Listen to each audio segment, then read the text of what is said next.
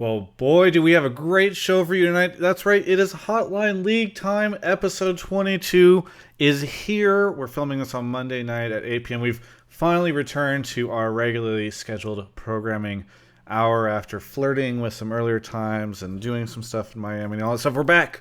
We're back at the regular time. You're here. You're watching live, unless you're watching the VOD, in which case, what are you doing? You should watch live. Whatever, we're going to get into the show now. Hotline League is brought to you by Omen by HP. Brought a lot of energy for the start of that. I think that would work. Pooped. What? Pooped. What?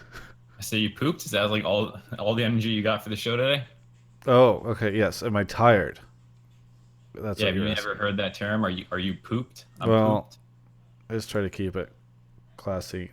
We didn't do a good chance before the start of the show of having Twitch chat tell us about audio levels. So please tell me if there's any audio levels. If there's any audio levels. If there's any, just let us know. Is Are there audio levels? any audio? If there's no audio levels, we've got some problems.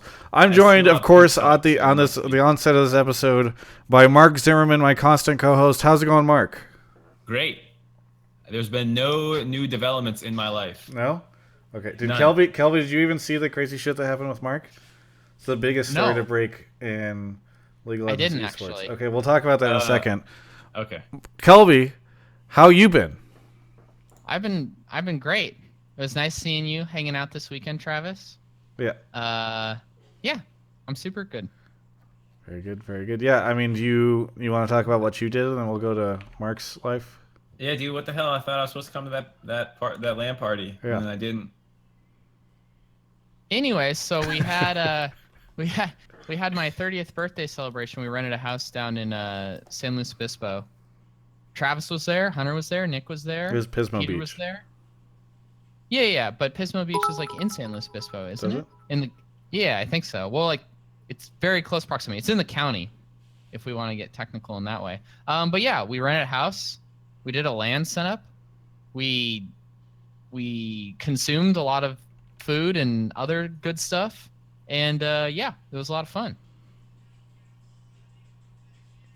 You told me those were regular mushrooms, Kelby.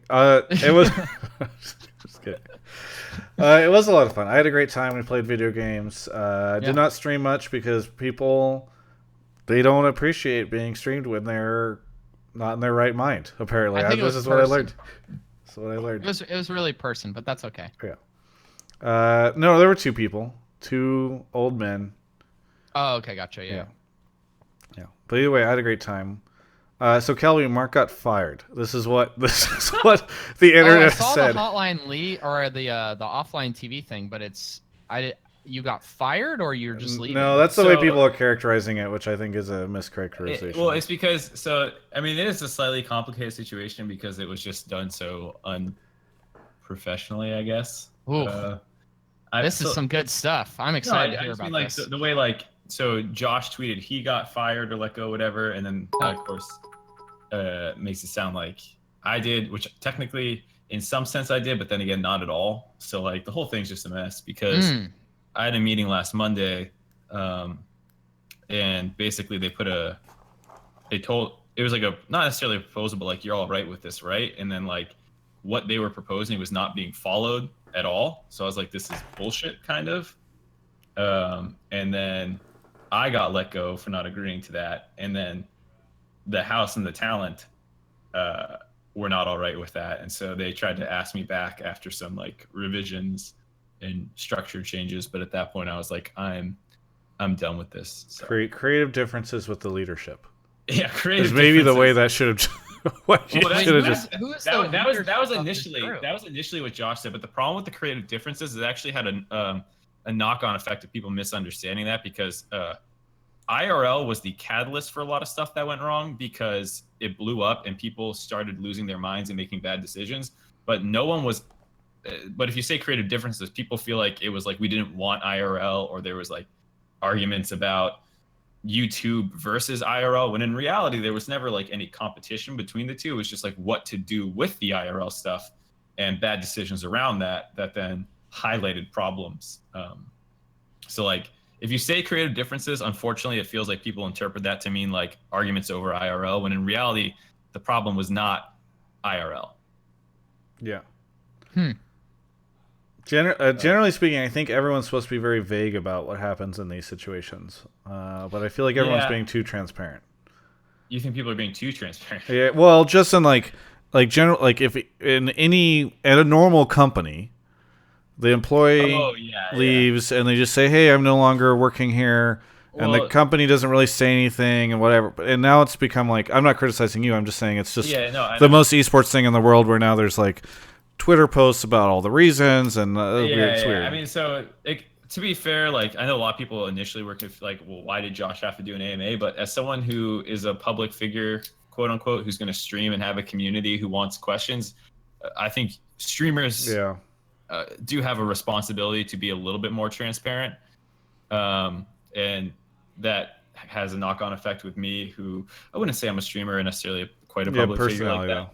Yeah, but I am a personality. I am somewhat forward-facing, and especially after having so many personal difficulties with it, I felt like I was gonna have to say something, and I didn't want to come out there and just say like what I initially typed up, which was a nice like, "Hey guys, thanks for having me. Wore a lot of hats." Like my tweet was all I was initially gonna say, but after the week of events that transpired and after the initial Monday meeting, I just typed up a longer thing, and I cleared it with them. Like I showed it to their management. I cleared it with the talent. Like I tried to make it transparent without pointing to specific instances or people, while also making it so people would be comfortable with it. Yeah. So I understand it probably didn't come across perfectly either, but there's no perfect solution there.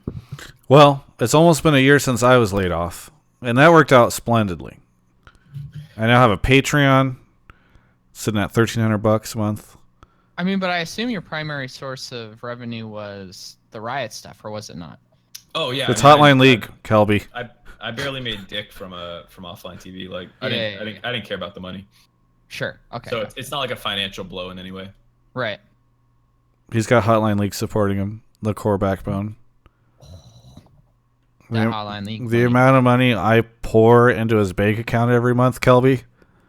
Well, I mean, those are $7,000 glasses he's wearing right now. You know, these are actually Ray-Bans. See? I didn't even know that. I don't know where I got these. You think the offline salary was getting him those Ray-Bans? I found them in my room somehow and started wearing them for this show. And then when I went to Miami, I was like, oh shit, they're Ray-Bans.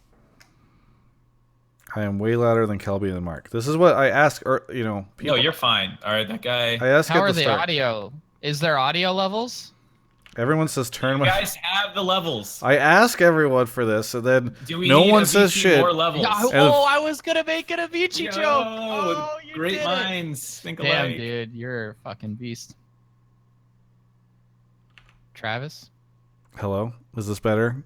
Twitch chat. Are you guys happy? I like how you spent 10 minutes before the show producing it, live on air, and we still don't have Avicii on. Yeah, From now on, Travis, you can only say, "How are the Aviciis?" Yeah, the Aviciis. Yeah. Not as good in the past couple years. That's what all right. Well, look, the amount of support I've been seeing from Twitch chat for Mark, it's beautiful, and that's why this is going to be the "What Should Mark Do Next" episode. All our calls will be about Mark's next job. Are you kidding me? I already have shit moving. I have shit moving. Mark is desperate for work, inspiration. If you guys can call out and you give us an idea, any kind words you want to say to him. If you've been in a similar situation before where a streaming house has I deal better let with you down, feedback, so less nice things. Fat Cat Scara, just trying to take at you for everything you're worth. Mark, I know that the Burger King really close to my apartment is hiring. If you wanted to come up. What's your address, just so I know roughly where to go? I live on Beloit in Santa Monica. Oh yeah. I can't remember my exact number. But, maybe just hang out with the homeless people for a little while and they'll catch you. Yeah. All right. Is this better, everyone? Can we all be happy now? With the audio levels? I hope so. All right. Are we going to start this fucking show? I've been waiting, dude. Like, we had to address the elephant in the room. That is not an elephant in the room. Yeah, that's the elephant on It's Twitter. the greatest scandal to hit Hotline League in years. Really? Mark, I've been meaning to tell you this, but Kelby and I have been talking, and we've agreed to fire Josh, actually. So he's the greatest scandal. What was the name of that guy who came on and said Watergate and wanted to call me out on Clutch? Because I want that guy back on. I want him to call in for this episode. I mean, he didn't believe in Clutch for playoffs, I think. Did we we saw Clutch's performance didn't we ask or him lack thereof. Didn't you know we what ask I thought was Kelby, very why didn't you interesting? call in when we had Apollo? No, you know what I thought was super interesting is that Sebastian was on your guys' show in Miami, right? Talking about their expectations for Echo Fox. Yeah. Oh yeah. He said they were the underdog. How he thought that they were going to 3-0. I thought that it was really interesting, however, that in the Echo Fox series, he decided to send up his social media staff instead of his team to play that series because that was the worst performance I've seen by Clutch, only matched by their social media content. So it couldn't have been the players up on stage. I like that joke. It was convoluted. I'm not sure you had Twitch chat following you with it, but Yeah.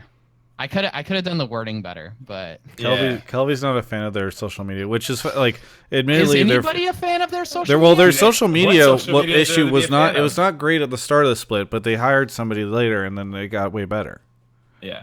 Way better. All right, I want to just point something out here. Hey, Travis. Mark, do you want to tell us how to do calls? I want to point out one thing really quick. All right, so Clutch Gaming, which is an LCS team, has been in the league for a full split, made it all the way to Miami, has less Twitter followers than me. How about YouTube subs? I don't have a YouTube, so I hope they're beating me there. Listen, Kelby, Kelby, start one up. You got 976 people ready to press that sub button. Kelby. The amount I haven't worked for an esports team in 3.5 years. Kelby. I haven't worked for 3.5 Kelby, years. there's no need to just show how much promotion I've been able to give you over these past Thank you. couple years. I appreciate The only it. thing keeping you relevant to anyone. The only thing keeping you Travis relevant Gafford. is my relevancy to double lift. All right. Mark, let's take some calls. All right. You want to explain how this works? Absolutely. If you guys have not seen the show before, we have a Discord that we're Josh all is in on. the chat and says, "You guys can't fire me. Fuck you all." So we must have told Josh we fired him from the show. Okay, sorry. It's Continue. funny because he's streaming right now, so someone must have gone in there and told him. Hey, if Josh is line streaming me, right go- now, go SOTL stuff. Travis on Twitch. It's a way better show, way better stream. Mark's on it, Kelby's on it. I don't know who Josh is. Come watch the real content right here. All right, sorry, go ahead. So, as I was saying, and I'll spam it again because I think it probably got pushed out. In Twitch chat right now, I'm putting in the Discord link. You're going to need to join this Discord, and then there's going to be general voice channel, and everyone will need to go in there. You can kind of mute yourselves once you're in there. And then in the general text channel, you're going to put your takes, and I'll be reading those, going through them, and pulling people into the waiting room for ones that I like. We'll go through a short microphone check, and then we'll bring you on air. For this episode, I think Travis and I were talking about going back and looking at some of our favorite, least favorite moments, kind of like a split recap kind of thing. So anything that you guys felt like you really didn't like, really liked. Yeah, what do you think I has don't know. been good in the LCS so far? What do you dislike? I mean, I asked Chopper this question in the interview. What do you think was good about franchising now looking back at it? What do you think has been an issue? And I think overall, like, obviously that's kind of the general theme of this, but I think the nice thing is about weeks like this where there hasn't been as much news, people can call in and say all sorts of stuff. You know, they can talk about a bunch of different things that they feel. So if you've got some idea for something, I don't know, just feel free to drop it. Yep. And once again, please try and be a little bit more descriptive of what your actual take is. Things that say like, I want to talk about the league scene is not going to get you pulled. All right, we're getting Mike Spam. I'm already dropping him into the waiting room. So Mike Spam, by the way, is a sub.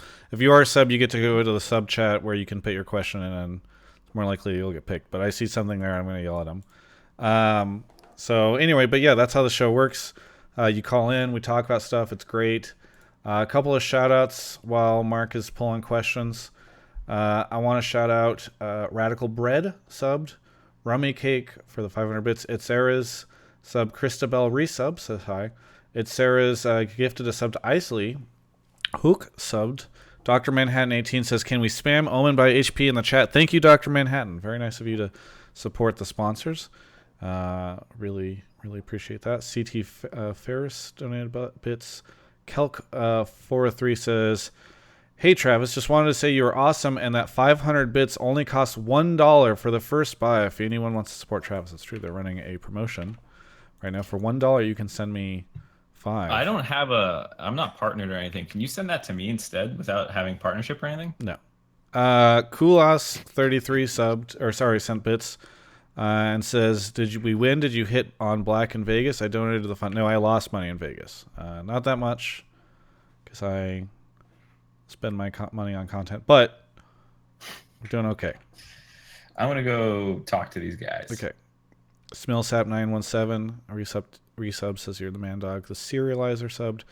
Exunzer sent 500 bits and says donating to help Mark find a new job fund. I'll tell Mark that whenever he gets back. I really like that. That's good. It's nice. Travis, what the hell? What?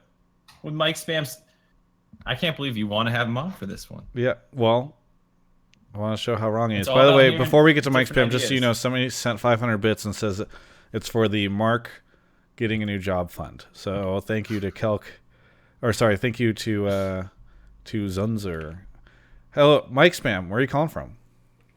Still outside of Seattle, Travis. Still outside of Seattle. I'm going to Seattle tomorrow night. What for? I'm going to hang out with Bonnie and Peter. Sex. Clearly. So if this gets heated, we can take it to fists we can in settle person. it. I'll beat you up. Is what I mean. Mike Spam, what do you want to talk about? Well, I'm here because I'm excited for MSI, and I don't care that it's at the EU LCS studio. I think that's just as fine as anywhere else. As anywhere Why? else?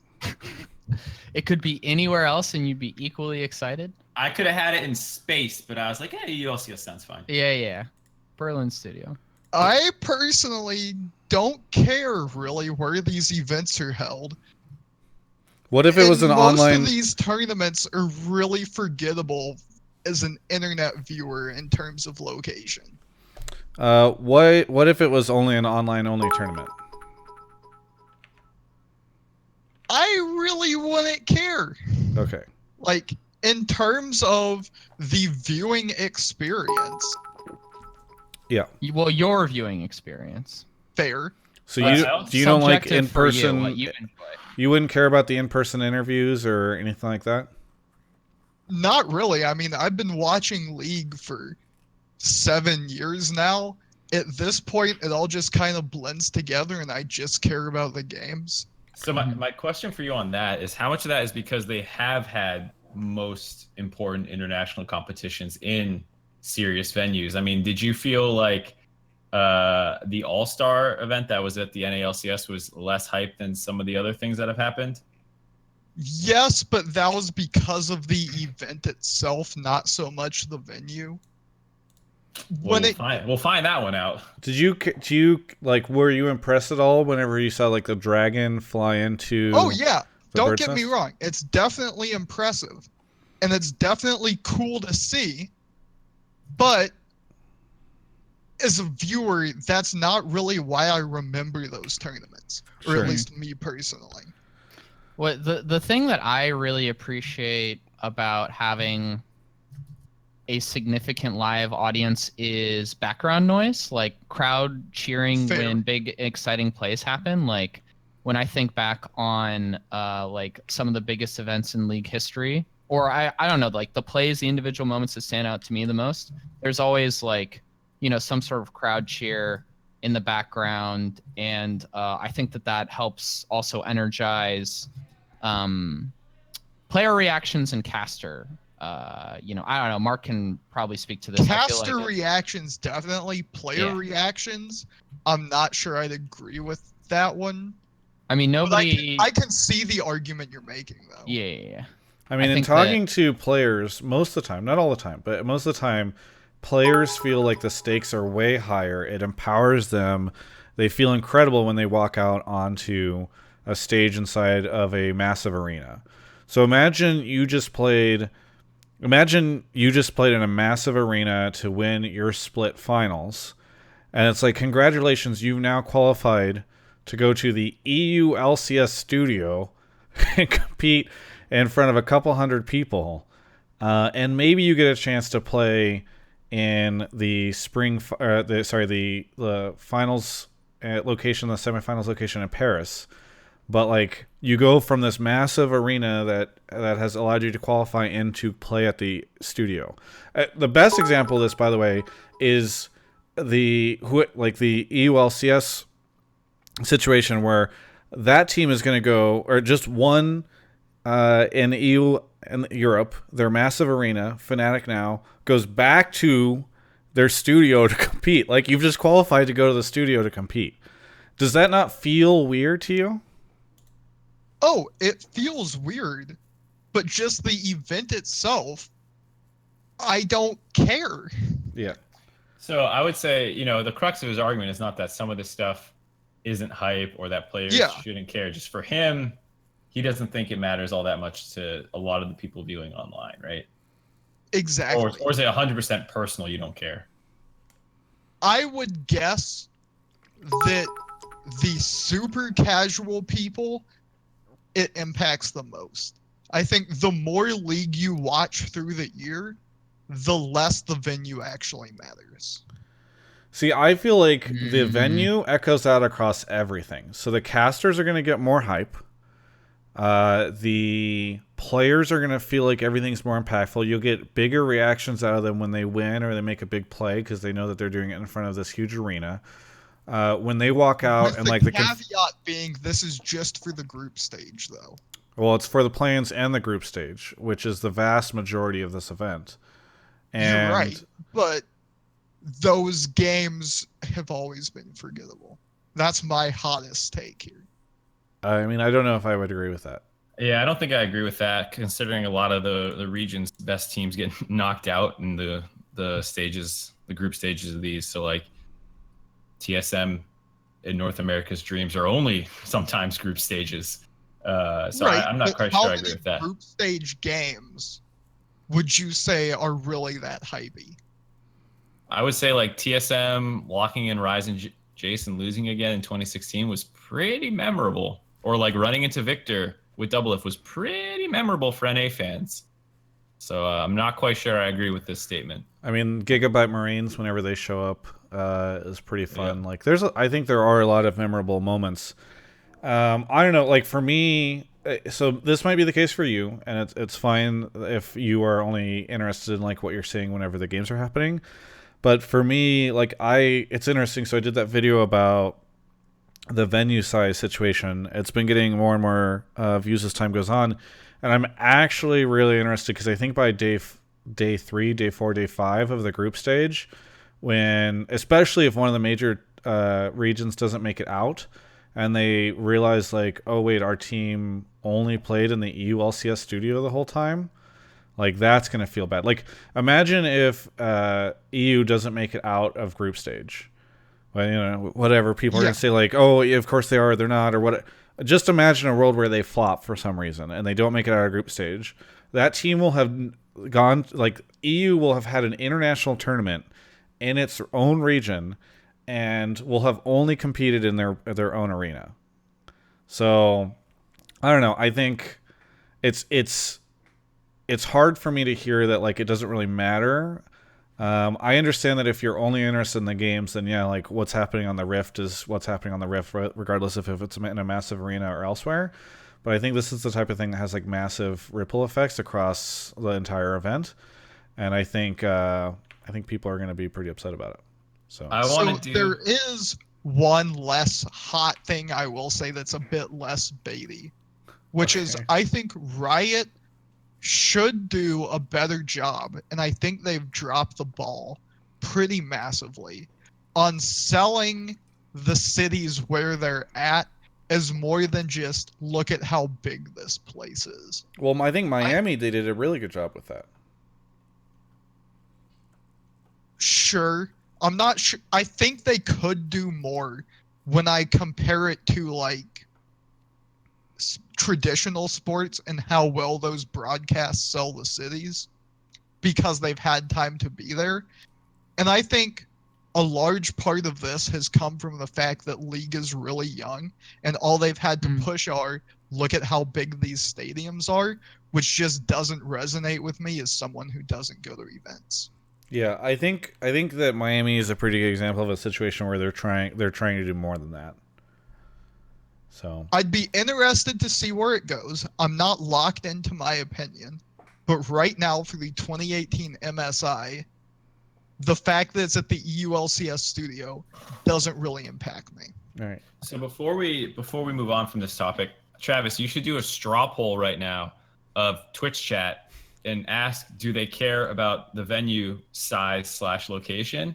Yes or no? Like for MSI? Because I'll just do it on Twitter. Do it and then do it after the event or during the event and see if you get a difference of opinion. Okay. It'd be cool to see if people right now think like, yeah, I don't really care, and then they start watching and they're like, wait, watching them in the same setting that they already play in all the time is not hype. And I mean, most people don't watch EU, so for them it's a new thing. Hey, they had pretty similar viewership for their finals, supposedly.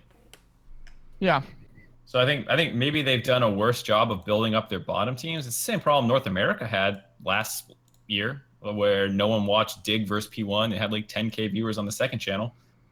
All right, I just tweeted out. I'll link the tweet in Twitch chat so people can vote. Yeah, very good. Well, hey, thank you so much, Mike Spam, for coming on the show. Thanks for having me. It's been a while. Thanks, dude. Yeah, it's been a while. Sorry if Twitch chat flamed you. You did have a very controversial opinion. I can deal with Twitch chat. Okay, very good. It takes way more than that to impact. How's the weather been in Seattle, by the way? Should I pack warm clothes? Very rainy. Travis, I voted. I'm the only one who voted. It's 100% yes right now. Just don't include the one vote part and screenshot it so you can see that 100% of people. It's already different for me on my screen. I see that 63. I'll screenshot it also. Yeah. Thank you, Mike Spam. Talk to you later. Yeah. All right, moving on to the next caller. I don't know. I think it's crazy to say that people won't care, but I think you're just gonna flame him when he gets off. No, I mean I flamed him to his face. I think what will be interesting is the problem is I think Riot often looks at this stuff and they probably say like, okay, well, look, we saved all this money and the same amount of people watched it. But there's like a viewer sentiment factor there that I think people aren't really taking into account. So yeah, and you won't necessarily get like a super adverse effect to viewership for that event, but for future events when people are thinking like, is it worthwhile for me to tune in? Yeah. Is this going to be a memorable experience? Yeah, or maybe they just get overall a little bit less hype about it, and then like when Fortnite does something on the moon, you get a little more excited for that. Rocketman239, where are you calling from? Michigan, rural, definitely. Rural Michigan. It's a lot different from like urban Michigan. Are you in there's like a dog and a glove, right? Yeah, kind of. Which is part are you in? 239 your area code? No. Don't dox. What? Is it your birthday? How is 239? His area code wouldn't dox him, would it? Well, I mean just an area, but I mean there's like a really wide area for that. So. Is it part of your social security number? No. Yeah, which part? Rocketman239. What do you want to talk about on the show? Basically, like what the effect of having new orgs in the semifinals and finals, especially like Clutch with their low social media presence, had on like the viewership. Don't give Kelby that. I like this guy. Don't give Kelby that.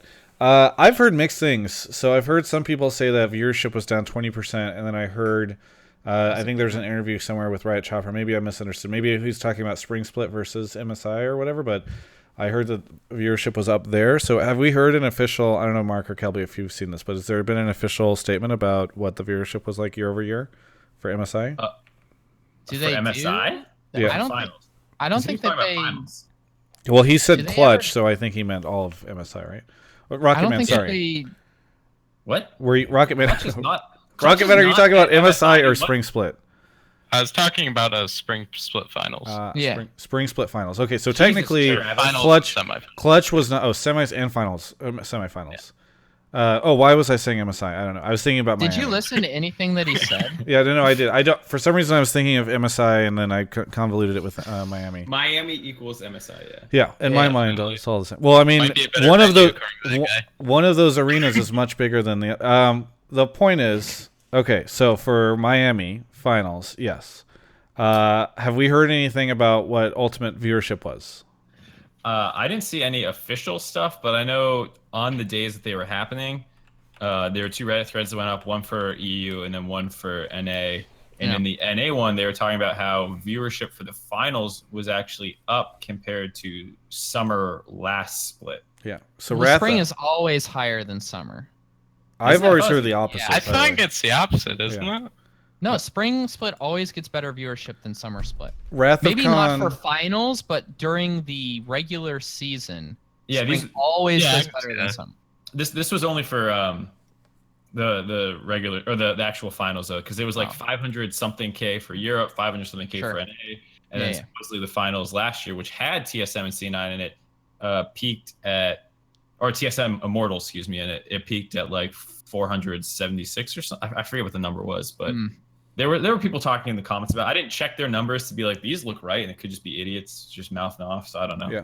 I mean, both finals being over 500K, I feel like is something that league's got to be happy with. I mean, I definitely don't think the numbers are bad. I just I don't know. I think it's good over. Okay, so do I think that we would have had higher viewership in a world where TSM and Cloud9 had been in the finals? I do think that, but I think overall the viewership should still be something that we're happy with. It looked good. Like it didn't. If you told me that like a brand new franchise team would be in the finals against Team Liquid, I would be really skeptical about the viewership. Seeing that wasn't the case, I think I'm pretty excited about that. Additionally, I think the highest viewership final is TSM and TL, not TSM and Cloud9. What? I think the highest viewership final is TSM and TL, not TSM and Cloud9. I don't know about that. Team Liquid has historically not been nearly as popular. No, as Cloud9. for sure, but I think there's a much better narrative with Doublelift playing TSM. Yeah, I don't know. Sometimes the narratives pull stuff out, but I think overall, like the push of Cloud9 is stronger than the narrative of TL. Jumping back to the numbers, Twitch chat mentioned that year over year it's down though because the spring finals last year had higher viewership. Yeah. So Yeah, it was well, increased this again, summer. So like Wrath of Khan has been saying that for a while. I don't know if it's true. I don't know where that information comes from, so I don't want to necessarily go Twitch off of it. Twitch chat's reputable. Yeah. Definitely. Twitch. I mean, that's citation that, needed. that goes in line with everything that I feel like I've seen as well. Yeah, but Either I way, heard someone else talking about it. If it is down, I don't think it was down by that much. I think that the numbers are great for the teams that were playing in it. And by the way, I think this is a good thing overall because I think, no offense to Andy and the TSM guys, that it wasn't good for the sport that seemingly half of the fan base was all concentrated in one team. And I do think now with the departure of Doublelift, TSM not making it very far in the playoffs, all that stuff, that we are seeing a stronger distribution of fandom across the different teams, including 100 Thieves, a brand new team. I think that's overall good long term for the game. So I'm okay taking a hit on spring finals viewership if it means that long term we see a stronger distribution of fan base across all the different teams. Do you think we're gonna see another team like TSM maybe take over the majority of the fan base? No, I don't think so ever again, unless well, I shouldn't say ever again. You know, if League continues on forever and 10 years from now we have another team that's got all the most popular players and they stick together and they win worlds, there's a pretty good chance that team is going to take over a lot of the fan. But I think for now, a lot of the teams are so close in skill and there's pretty popular players on a lot of the different teams. And I think, in the past we had a lot of teams that just didn't really know how to capitalize on wins or build a brand or whatever, but now we've got teams like 100 Thieves that are coming in and they're able to do that. So I don't think that we're going to see. I think that this is a trend that will continue on, but we'll see. I mean, again, like all it takes is for TSM to have a really good run at Worlds for them to consolidate a lot of their fan base back. I think that I agree with you like 90% of what you're saying, Travis. But I think that It sounds like you're 10% wrong. Yeah, sure. But I think, well, maybe you'll agree with me as well. It would be interesting to hear what you'd say. That what competitive success does is it gives you the opportunity to create a fan base. But if you don't have anything behind it as far as personality or content or any like sort of stickiness for people to attach to, then your results really won't matter that much. I think why TSM did such a good job cultivating that fan base and retaining it is that not only were they incredibly consistent with performance, but obviously they had very popular players, good personalities, and created a lot of content behind it, which allowed them to, build up that really strong fan base. We saw early on with Cloud9, before High, Meteos, and especially Sneaky started streaming a lot and gained in popularity, even though they were winning a bunch of splits, when their results fell off, their popularity would kind of fall off as well. But they've essentially remedied that now, where they're much more sticky with their fan base because the players also became big personalities and they started doing content. 100 Thieves, awesome. I have no doubt that they will be able to create that stickiness with the competitive success that they've seen. I believe in Echo Fox as well. Clutch could do it. They just need to invest into that to make it possible. I don't believe in Echo Fox. So you think like the winning is kind of like to start them out, and then they need to build on from that?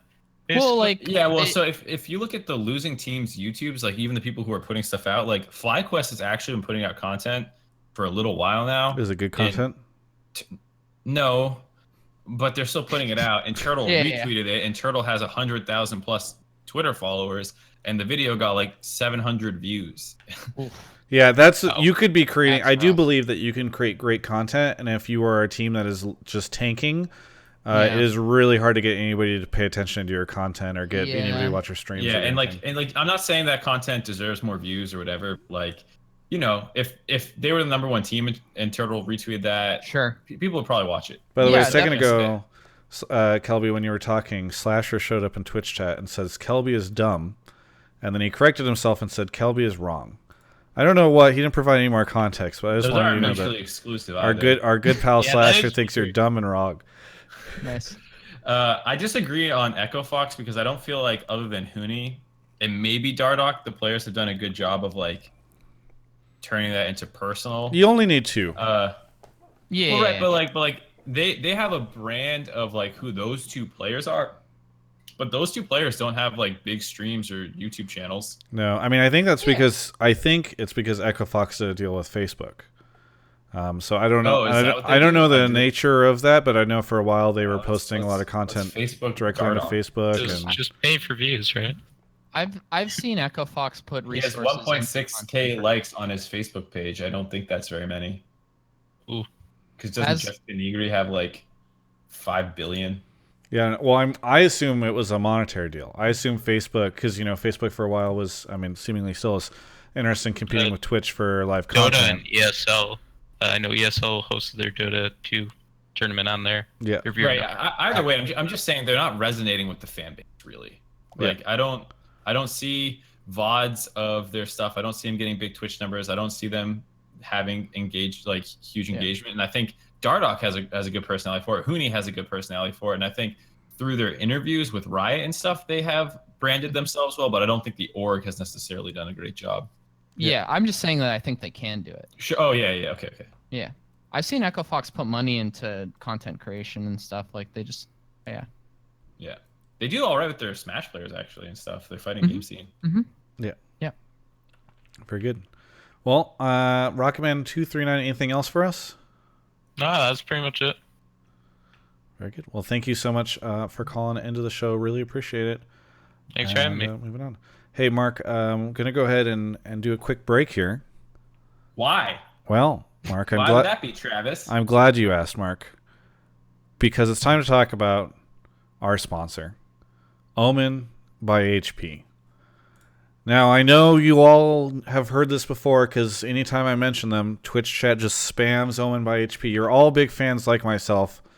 But let's talk about why we're all such big fans of Omen by HP.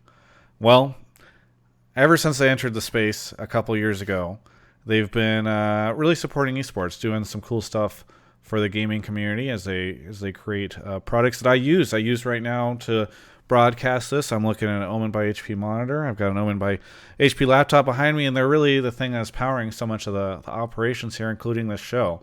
They reached out to me last year and wanted to support the show and other content that we were doing. So we talked about it. They sent some computers over for Broden and I to use at Worlds. And then this year, obviously, they came on board with the show. They support it, which is super appreciated because it makes this a profitable endeavor for Mark and myself. It's the type of thing that allows us to keep creating content like it and really doing a lot of cool stuff. They support everything from Overwatch League all the way down to this itty-bitty show that you're watching right now. You know, it's just a very grassroots thing, and I really appreciate it.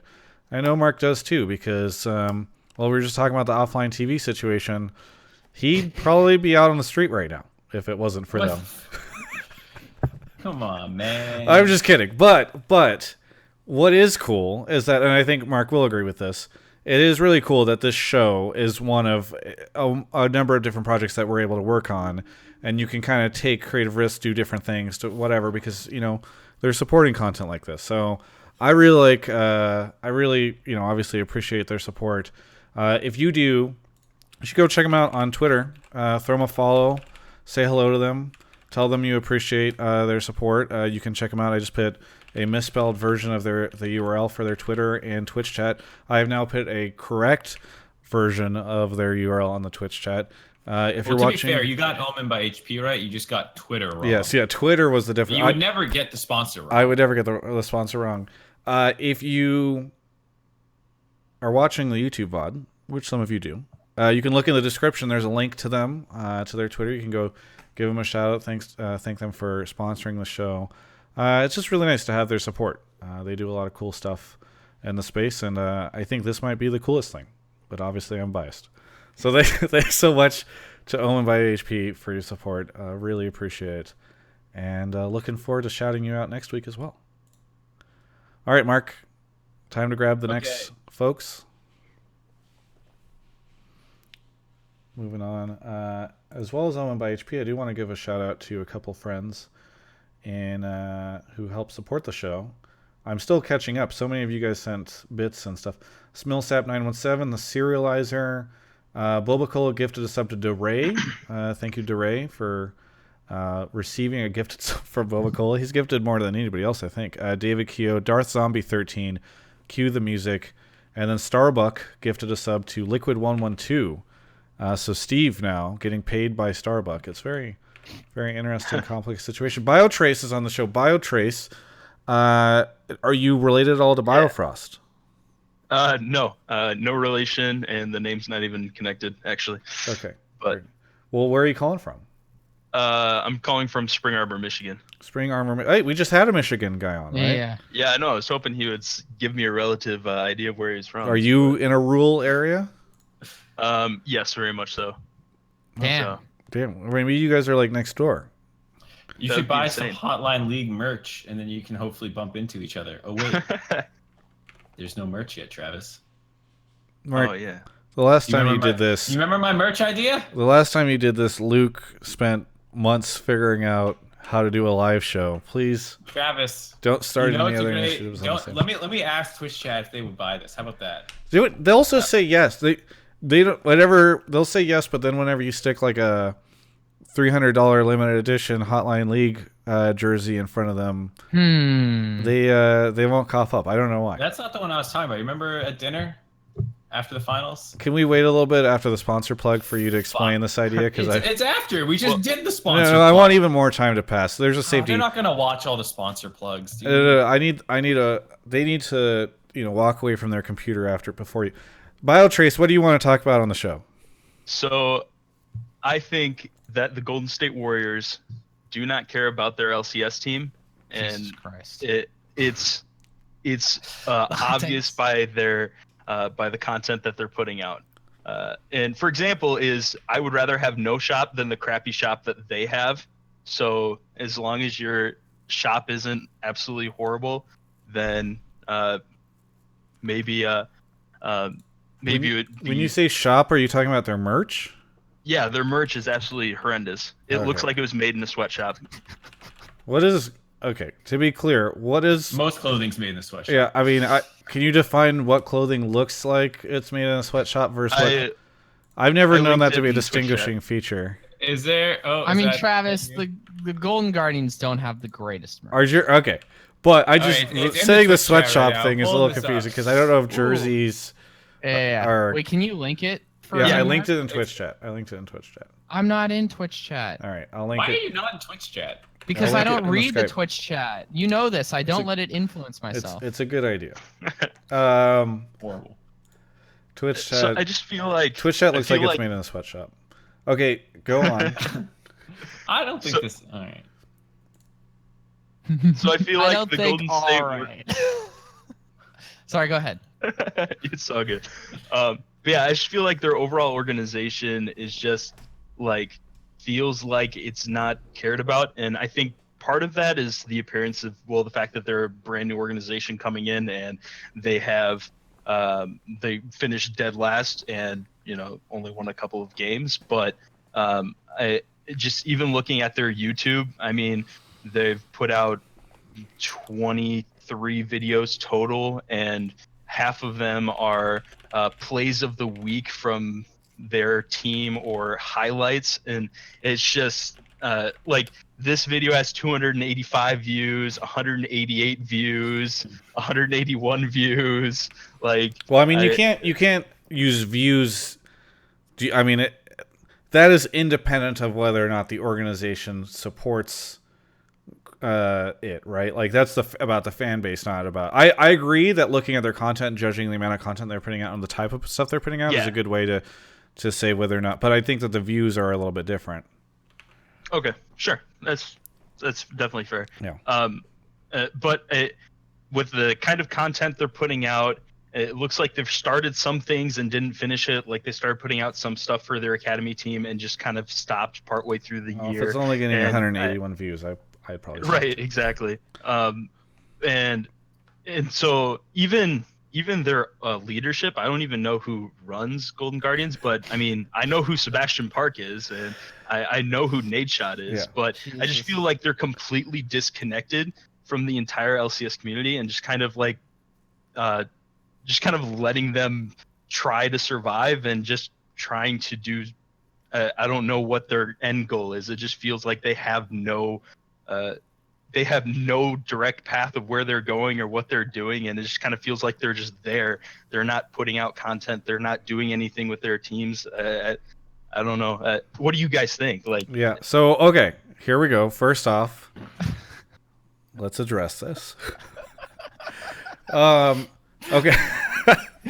Start with who runs. So first off, somebody says in chat, why is Travis defending Golden Guardians? So I first off want to make it clear, I don't think I'm defending Golden Guardians. I do take issue with the idea that looking at a store online, you can say that this looks like it's done in a sweatshop, and two, that like you should continue content that's getting 150. It is a super hot take. I take issue with that. To answer your question, if you go to my YouTube channel, you can see multiple interviews done with the leadership of the Golden Guardians. It's the main guy that runs it is a guy named Hunter. Hunter, here's the caveat before we talk about all this stuff, conflict of interest. Hunter first worked with me at CBS Interactive whenever we worked at GameSpot together. He then helped me run Yahoo Esports together. Secondly, Hunter was Travis's boss at both. That's not true. Hunter has never been my boss. His best friend. I mean, either he's terrible at running things, or he was my boss. Because if he was my boss, my God, that guy is brilliant. Look at what but he was never my boss. Secondly, the second in command at Golden Guardians is a guy named Spellsy, who lives with me and is probably listening to this on the other side of this wall right now. The third thing is their So social media Travis's opinion person. is worth nothing. Their social media person is a woman named Rachel, who GGS I hired at Travis, Yahoo. Yeah, GGS Travis. Yeah. All that being said, here let me tell you what I agree with and don't agree with what you said. I agree with the fact that their content has been very lackluster so far. I think they did a great job with the bringing Golden Guardians to the Golden State Warriors situation, or bringing them to the Golden State Warriors team and the venue and the stadium and all that stuff. They put it, that was like the first video they ever put on their channel. I thought that was really good. I do not think creating content around your around the academy teams or academy highlights is actually very interesting, and I think that Sure. it makes sense that they discontinued that. I also think that I would point out, though, I think I retweeted this a while ago, that they were actively trying to hire a head of content or like a video guy or something like that. So I would imagine that will get fixed in the future. For additional context on, I just remembered this. I should have said this before. The guy that Hunter works with /for is a guy named Kirk Lacob, who is the son of Joe Lacob, who is the guy that actually, this is very sad for Kirk, by the way. When you look up Kirk Lacob on Google, his title is just Joe Lacob's son. So hopefully he gets to something to. But he actually on is. one hand, you don't have the nice title. On the other hand, you are that dude's son. Yeah, so he actually is the assistant GM for the Golden State Warriors. So there's a pretty direct link between the Golden State Warriors leadership and the Golden Guardians leadership. So, so here's what I will say. Excuse me. Oh, Biotrace. I was trying to remember your name. Biotrace. So I think you're completely correct in feeling this way. And I completely understand why you think this way, because I agree that there has not been as much content coming out. I think that whenever you are the last placing team in the LCS, it looks like people don't care. They, I think, strategically went for they didn't spend the money that 100 Thieves or Team Liquid did to get like the award-winning team. So I think it makes complete sense that this is how you should feel. Even though I know firsthand that that's not the case, that like the Golden State Warriors actually do. There's an interview I did with Hunter that you should watch if you actually do care about the stuff, where he was talking about how anytime picks and bans occur, and they go through draft, like I think he said like their CFO or other executives from the Golden State Warriors message him and say like, is this good? Is this what we want? Like they're watching it and seeing it stuff. So I do know that that's not there, but I do think that they have a long road to go in building out things like way better merch and a better content team and all that stuff. And I think 100 Thieves kind of blew them out of the water. That don't look like they were made in a sweatshop. Yeah, I don't know if they look like they were made in a sweatshop, but yeah, I don't quite agree with that. Sweatshop point. But I do agree that 100 Thieves merch is way better than the Golden Guardians merch. What merch? Oh, yeah. Well, but you can buy the Golden Guardians merch, which is maybe an advantage to it over the 100 Maybe Thieves 100 merch. Thieves need to get their team in contact with the sweatshop. Yeah. Start pumping out some merch. All right, let's stop talking about the sweatshop. Onto the roster a little bit. Like, I can see why a lot of fans feel that way, because even Optic to an extent was like built to win, and I don't think at any point anyone ever felt or said that like this team of Golden Guardians was built to win. And I think that people understandably and correctly called that out a little bit. So on that point that Travis didn't really cover, I also think that like it didn't look good. Yeah. Kelby, you have a big conflict here, but go for it. Yeah, sure. No, I mean, I've talked to Hunter about this. He knows they haven't put out a lot of content. He knows that it's something that they need to invest in, and they haven't done it yet. But yeah, I mean, I don't think there's a lot of if I'm an LCS fan, I don't think there's a lot of compelling reasons to attach myself or create fandom for the Guardians, other than I also happen to be a huge Golden State Warriors fan, and because I am a Golden State Warriors fan, I just automatically like the Golden Guardians. Yeah. In liking the Golden State Warriors organization and hoping in the future that whatever I like about that organization will bleed through the Guardians. But I honestly, I feel I feel the same way about a lot of the new orgs. The only org that has really impressed me as far as how they've been able to hit the ground running has been 100 Thieves. And as far as like disappointments, Guardians aren't the most disappointing team for me because I had kind of low expectations. The Optic is the most disappointing team for me by far. Because I was a better grassroots in gaming.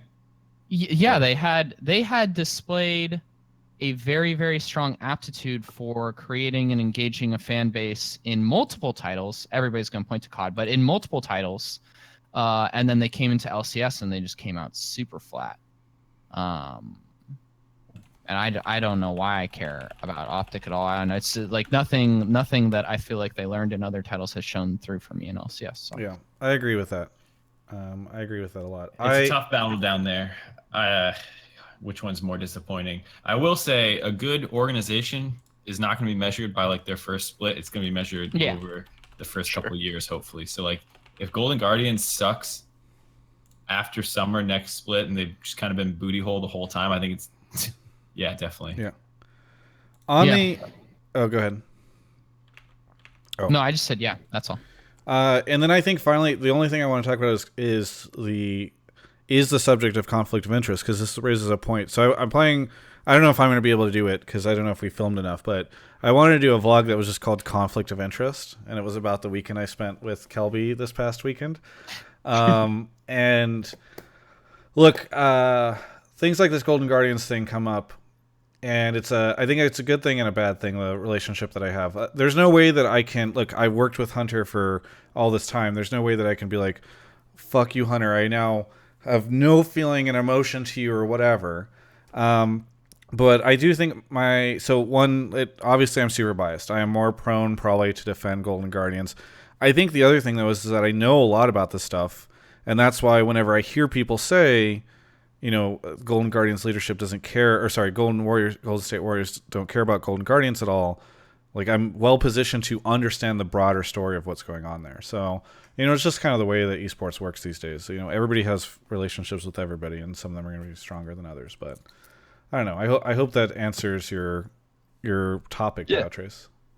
Yeah.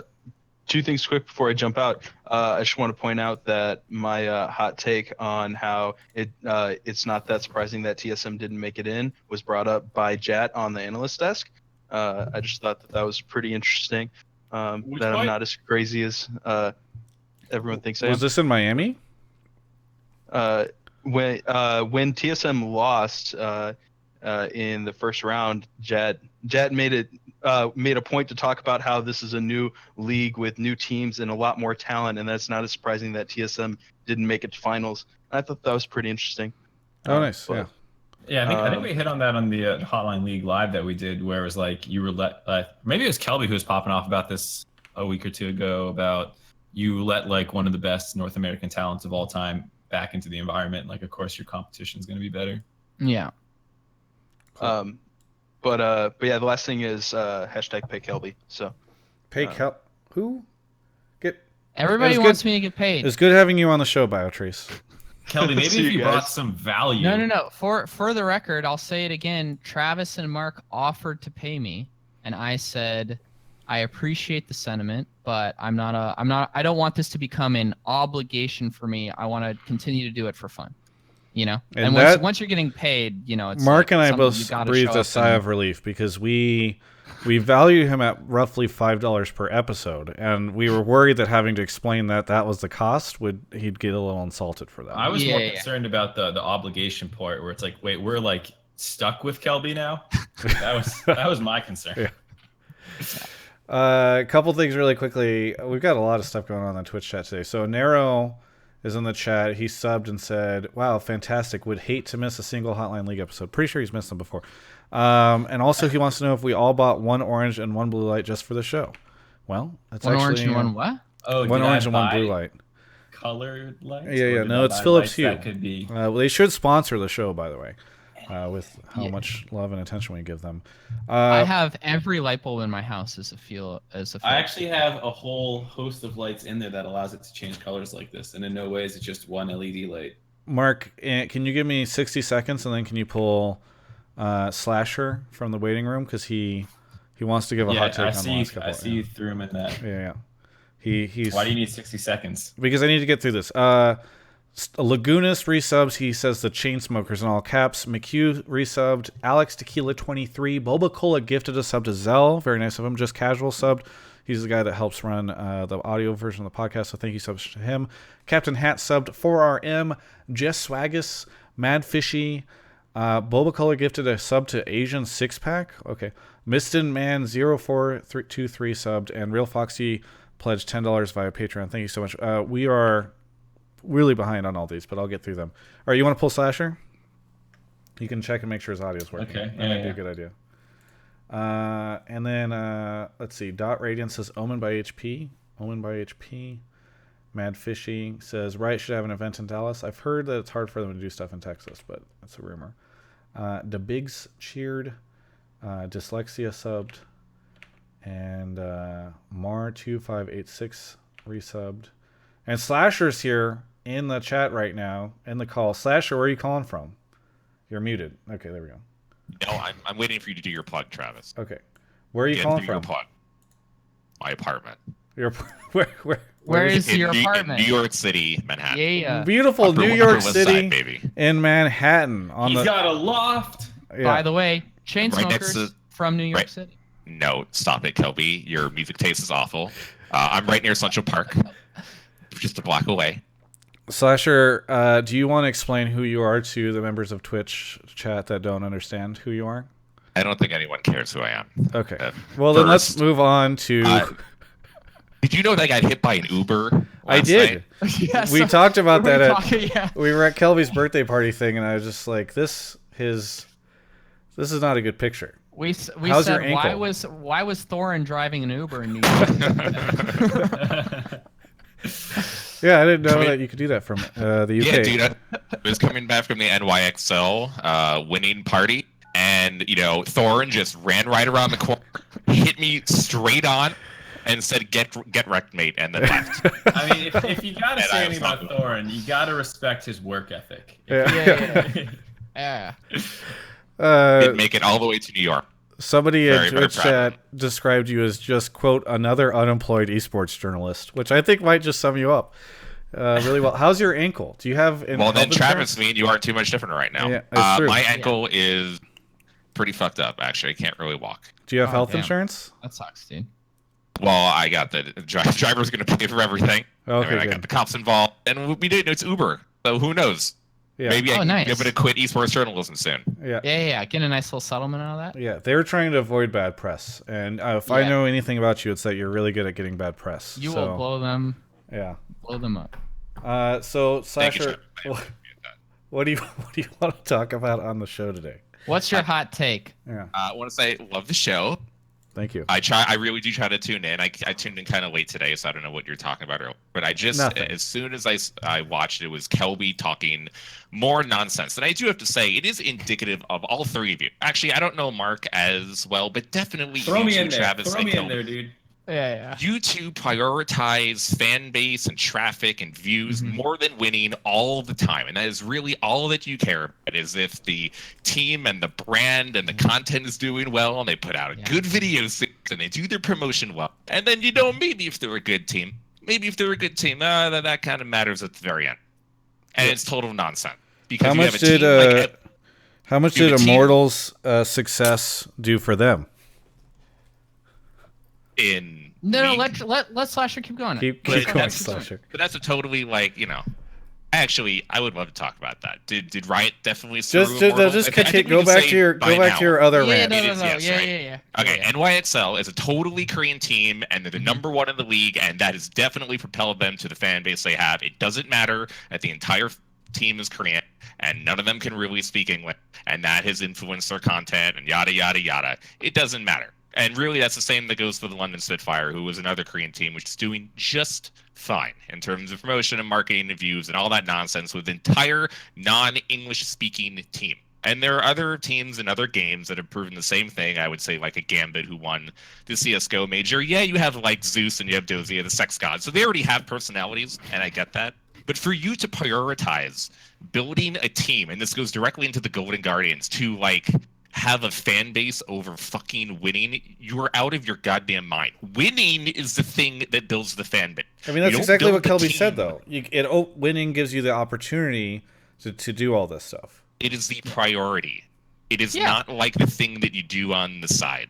Golden Guardians, and look, I've worked with Hunter too, along with Travis for many years, is unbelievable to me that team is constructed the way it was. That team was constructed to lose. And I've spoken to Hunter a little bit on his methodology of building the team. And a lot of it is due to like building the American fan base, the American esports fan base, who will bring us to victory sometime. Look, I mean, that's weird that he said that to you, because I don't think, I mean, Kelby, did he ever explain it? It didn't seem to me like they were about building an American fan base. Otherwise, they would have picked popular players. But they still have 5 American players. No other team has that. Why would you do that if your goal is to even win a few games? Can any of you give me a good answer?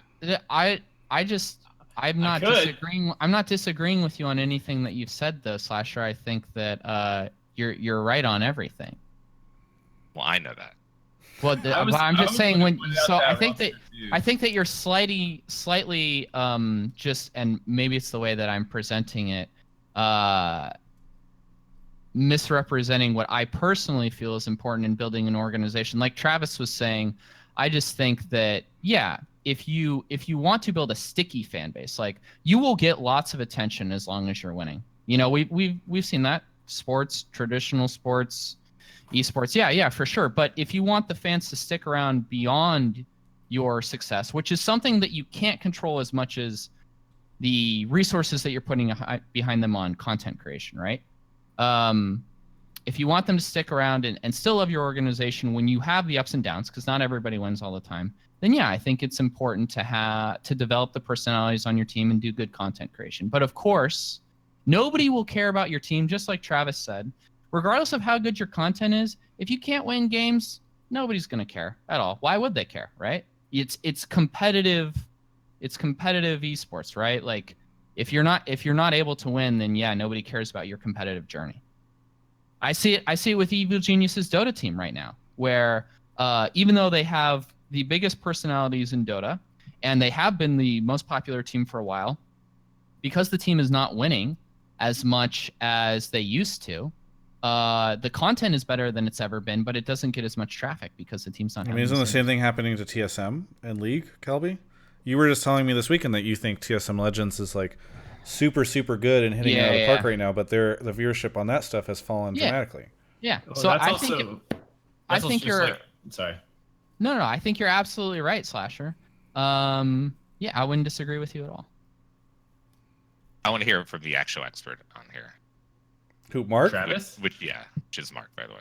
I absolutely agree. Like, I was saying when we were talking about when that fan called in about Golden Guardians and how it feels like they don't care about their team, and they were listing like the jerseys and all this other stuff. I talked about how, like, well, I think you can especially feel it with how they put that team together. Like, a lot of other teams at least tried to put a competitive team together, and like you said, this team, like, no one had any belief that they would ever do well, and like, it did kind of work out for FlyQuest when people said a similar thing, but then they tanked instantly the next split. So like, yeah, I'm with you. Like, so two things on the Golden Guardians thing. Golden Guardians bias maybe is the case, but I'm just pulling this information directly from interviews that are publicly available. Like, there's a thought here that Golden Guardians, like, that every team had to be that winning and success is defined by winning spring split, which I don't think is the case. I think that now that we're out of a relegation system, you can work on building a roster over time. Like, this is what the Golden State Warriors did and has led them to the success that they have now.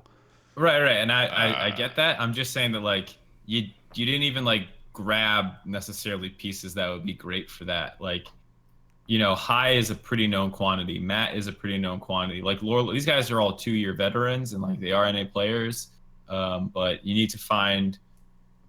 Yeah, I don't know. It's just like you didn't. It's not even like they hard committed to youth or anything like that. Really, it definitely was young. Contracts is kind of young, sure, but like, I mean, they're like a year younger than all the other. They have the youngest roster. Yeah, sure. But it's also like you could also try and supplement that with some other talent other than High or something like. Because remember that we had that caller who called in and said like, why is High working with this team? Like, if he's not directly making them better players, why is he your guy as opposed to trying out other people? Remember?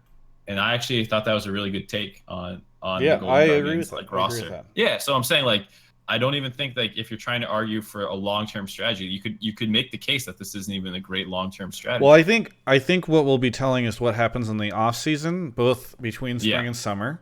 Do they make changes to try to improve the roster? And after summer, assuming they don't go to Worlds, which I think is a pretty good assumption, what changes do they make? If they continue to pick up like lackluster players and they seem to be just going for like a budget option, then yeah, that's going to be really disappointing. But if they decide like, oh, Deftly actually played really well this year, and we're going to keep him on, and then we're going to change out something else, like, I don't know, I think that's fine. Yeah, I think, like I said, I think Deftly actually did pretty well at the AD carry position. I thought their balling was good. Like, they have some pieces, but you know, you gotta pull the trigger on a big name. Like, I think, you know, the Golden Guardians is a perfect example, and there are other teams, I think, in LCS and other games where they're not built to win. They're either built to like build the American fan base, or they're built to try to get views for their content. I just don't think GGS was built to build fan base like that. That seems weird to me. I don't know what conversations you've been having with Hunter, but like outside, there are so much like they could have picked up Cutie Pie, Scara, Voyboy. Like there are players you can get if you want to build a fan base. From doing interviews, I'm telling you that picking up Deftly and Matt is not the way that they're gonna. If their whole goal was to just build a fan base, then they did that terribly, because that is not a roster you build to build a fan American base. Player. Do you think that's a coincidence? They have 5 American players. Travis, are you blinded by your friendship? How much they are equal to the Shanghai Dragons in terms of disappointment in esports right now. It is actually kind of unbelievable that Hunter put together that goddamn roster. And I think it is definitely indicative of GMs not doing what they should in terms of the first priority should be winning, not views, not traffic, not trying to build. I think it's weird that you assume that all American American players are going to be give you more fandom than European or Korean players. Like if you get a Korean player that can speak English, that can be incredible. Even one that can barely speak English can build a huge fan base. European players build fan bases all the time. I agree. The most popular player that competes in the NALCS is a European player. Well, I think to Slasher's point, it's more that it was more of a team identity that they were building and less of an individual player identity, where you're saying like, we believe in NA talent and therefore we're going to invest in them. And that was, I think, what he's saying the pitch was on that team from a PR perspective. Yeah, I think that's what it was from a PR perspective. I don't think that was the real strategy. I think the real strategy was, let's not spend $1 bajillion like Team Liquid and 100 Thieves this year. And let's build a roster that is young players that we can add on over time. I think that was the real strategy. Now, yeah, I don't know if that's a good idea, because, I mean, how much this goes into a whole another conversation. But is NALCS like, if you have a 5-year plan, what is NALCS going to look like 5 years from now? It's a little bit different trying to do a long plan in the NBA versus NALCS, but. I understand the strategy that they employed for this, and I don't think it was just like, let's create a very popular team using Matt and Deftly. Like that's how we're going to build fandom. Well, I think it also depends, like you said, like where they go from here, because if they take like 3/5 of this roster, 2/5 of this roster, and then like their plan was to avoid the kind of salary jump that's going to happen when a bunch of teams join the scene and want to make sure they get good players, and then the next split you can grab some people cheaper, if they can build a competitive roster that way, then like I think, you know, looking back on it, you can say that this was a successful strategy. How cheap are the Guardians? No idea. I think they're probably if I had to guess, I'd say they're second cheapest. Yeah, either Optic or I think probably either Optic or Golden Romain Guardians has come out and said that Optic is the lowest paid, and he has access to the players' numbers through the Players Association. I mean, that's also a big part of this. Sorry, one more time? It's also a big part of this aspect. Maybe Hunter just doesn't want to pay any money. He feels that players are getting overpaid and that LCS players are overpaid right now. And I mean, LCS players are overpaid right now. Why? Yeah. Why? One thing I want to go back to what you said, though, Slasher, is like, you said that you think that too many GMs are putting too much focus on content as opposed to priority. I personally see it, as a priority of competitive success. I personally see it as the opposite. I feel like I only see GMs building for competitive success and not putting enough priority on popularity. Because while I do think that competitive success drives to popularity, the most important thing at the end of the day is eyeballs and how many fans care about your results. You won't have a lot of fans caring about your results if you never have them, but ultimately, like, in the end, how many people care about you is what drives your business. You know, like, I don't give a fuck if you win every championship. You need to make money, and you can't make money if you don't sell merchandise, you don't get sponsors, if nobody cares about you, right? But like, what GMs are like, do you think are, who am I missing out there that's like pushing more towards content as opposed to competitive results? Well, I'm coming from a scene where the Dallas field just it continues to implode. Sure. As of but today. Going in, they thought that they were a very strong Western team, right? And they were popular. XQC and Seagull was specifically towards getting a fan base. Yeah, they're good players. They are actually really good players, but there was direct intent of what that was supposed to do, and it did not go so well. Yeah, I'm not as talking about Overwatch, Overwatch, and you're upsetting the Twitch chat. So I can't. They're not fans. Yeah, of well, I can't really. What Mark or Slasher? You had two topics. You have a tendency to just take over everything that you show on. What was your second one before we move on to the next caller? Oh, well, I didn't know if you were going to take Fruskaren's question. I thought it was pretty interesting. I missed it because I haven't being seen spammed. Sorry. Yeah, what she was. Do you want to bring it up? She wanted to know what the impact of brand size to viewership, and if the league could do more to market, or if it's on the brands themselves. Personally, so sorry, you're saying is it on the team or the league to build the brand? Yes, it seems like. I think if you're paying 20 million, it's on the league. If you're paying 10, it's on the team. Come on. That's a good one. That's a nice. Honestly, okay, you can make that part of the argument, but I would say from the outside, Blizzard has totally owned Riot in terms of the promotional. 100%. Equilibrium between LCS and OWL. And Yeah. Riot really has kind of dropped the ball. At the same time, Riot and Twitch don't have this type of partnership that they're paying a lot of money for, which is not included.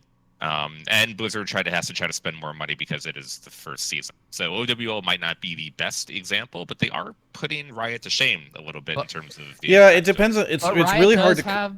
Yeah, go ahead and kill me. I was going to say Riot does have a similar relationship with BAMTech where we just haven't seen anything. Yeah, Twitch that's ever going to be enough. That's a whole bias because I work for Twitch. Bias. But Twitch and Overwatch League made something and then pushed it out right away. BAMTech deal has been like years now, and we haven't seen anything. What the fuck is going on there? That's a whole separate conversation. But I don't know. I think it's hard for me to compare Overwatch League and Riot because everybody wants to compare NALCS to Overwatch League. If Riot took all the money that they're spending in their leagues all around the world and funneled it into NALCS, what would that look like versus Overwatch League? Like it's very different. Well, from a global perspective, League of Legends Esports continues to kick Overwatch's ass. From a local perspective, by God, like why doesn't Riot have more than State Farm and like kind of Acer sponsoring LCS whenever Overwatch League was able to land all that shit? But Riot chooses to waste money on EU LCS, right? Like nobody's forcing them to do that. Overwatch League made their strategy and decided to do something different than what Riot's doing.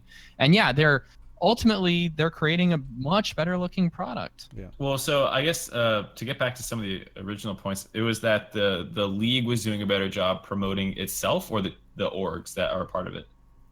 I would say both. So WL, the teams make money, or helping the teams kind of expand their fan bases too. Right. So like as someone who, when they watch Overwatch League, it's basically just the gameplay.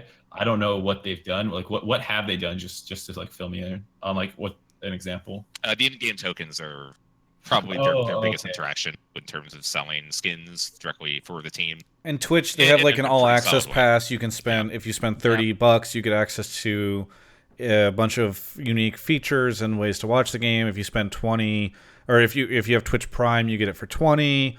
and like they brought in Twitch, and Twitch is able to push this a ton, and Amazon does a bunch of stuff, and Tracer was in Ready Player One 3 times for some reason. I don't understand. Is revenue sharing in NALCS? Yeah, there's revenue sharing. And I don't know what revenue they're sharing. There's probably not much. Yeah, exactly. That's the joke. But it exists in NALCS for sure. Yeah, there's a hypothetical rev share. Yeah. Loss share. Yeah. Because NALCS is not making money. It's hard to imagine how it would be. I mean, here's the problem. What? I can't make much money. like Overwatch League, none of this shit is transparent. So like, how much are they spending on anything? Who knows? And how much are they making? You just have like rumors and weird things. Like the Allstate sponsorship could be $500 million, and yes, this thing is super profitable, but I don't think it is. I've heard that it's not great, and I have heard that the State Farm. Don't you mean State Farm? Not Allstate. Oh yeah, see. I always say Allstate. So yeah, they both have the State Farm. That just makes you a dumbass because the State Farm analyst desk has been marketed perfectly. Well, that's a branding problem between State Farm and Allstate. They should just become Farm and All. I've heard that the State Farm sponsorship is significantly smaller than the smallest Overwatch League sponsorship. So, yeah. But we also don't know. Like the problem is that because State Farm is limited just to these 2 splits, whereas the other sponsorships are multi-year for Overwatch League. I don't know. Like it's hard to compare. It's like again, like we're just. The point is, I'm pretty sure Overwatch League is making way more money than NALCS. Yeah, they came out and they sold way more than Riot did without having a product, and Riot had years and years of viewership. Like, do you know how hard I work in sponsorships? It is so much harder to do what Overwatch did than to do what Riot has failed to do. Like, the sales competence on display here is like night and day for comparing Overwatch League compared to NALCS. Yep. Like it's embarrassing. Yep, I agree. And I mean, I've said for a long time though that I felt like NALCS, like I don't know why they don't. Now we should say Kelby works at Twitch, which is partnered with Overwatch League and all that. I should come out and clarify any biases I might have as well. I'm on the State Farm analyst desk. This is a very biased show, everyone. It's Riot's fault the brands aren't bigger. I mean, the OWL teams had to start from scratch. Yeah, no, I think it's definitely Riot's fault. Oh, First off, I think quickly, another conflict of interest. Overwatch League shares a sponsorship with this show, and we're talking about Overwatch League sponsors versus. So there's a lot of like complications here. You don't need to listen to anything that we say. Yeah. Another conflict of interest is Travis bought me lunch again today. Yeah. I don't work for anyone. Everybody hates me. There's no conflict of interest currently. I think that Overwatch League is super impressive. Like I would say more than Riot has been a disappointment. Overwatch League is super impressive to me by a significant margin. What's a popular team so I can like look up their YouTube channel? NYXL, the all-Korean team, who's #1 in the league. NYXL. Yeah. We don't have any worst name in esports. We don't have any in and out moments like LA Valiant though.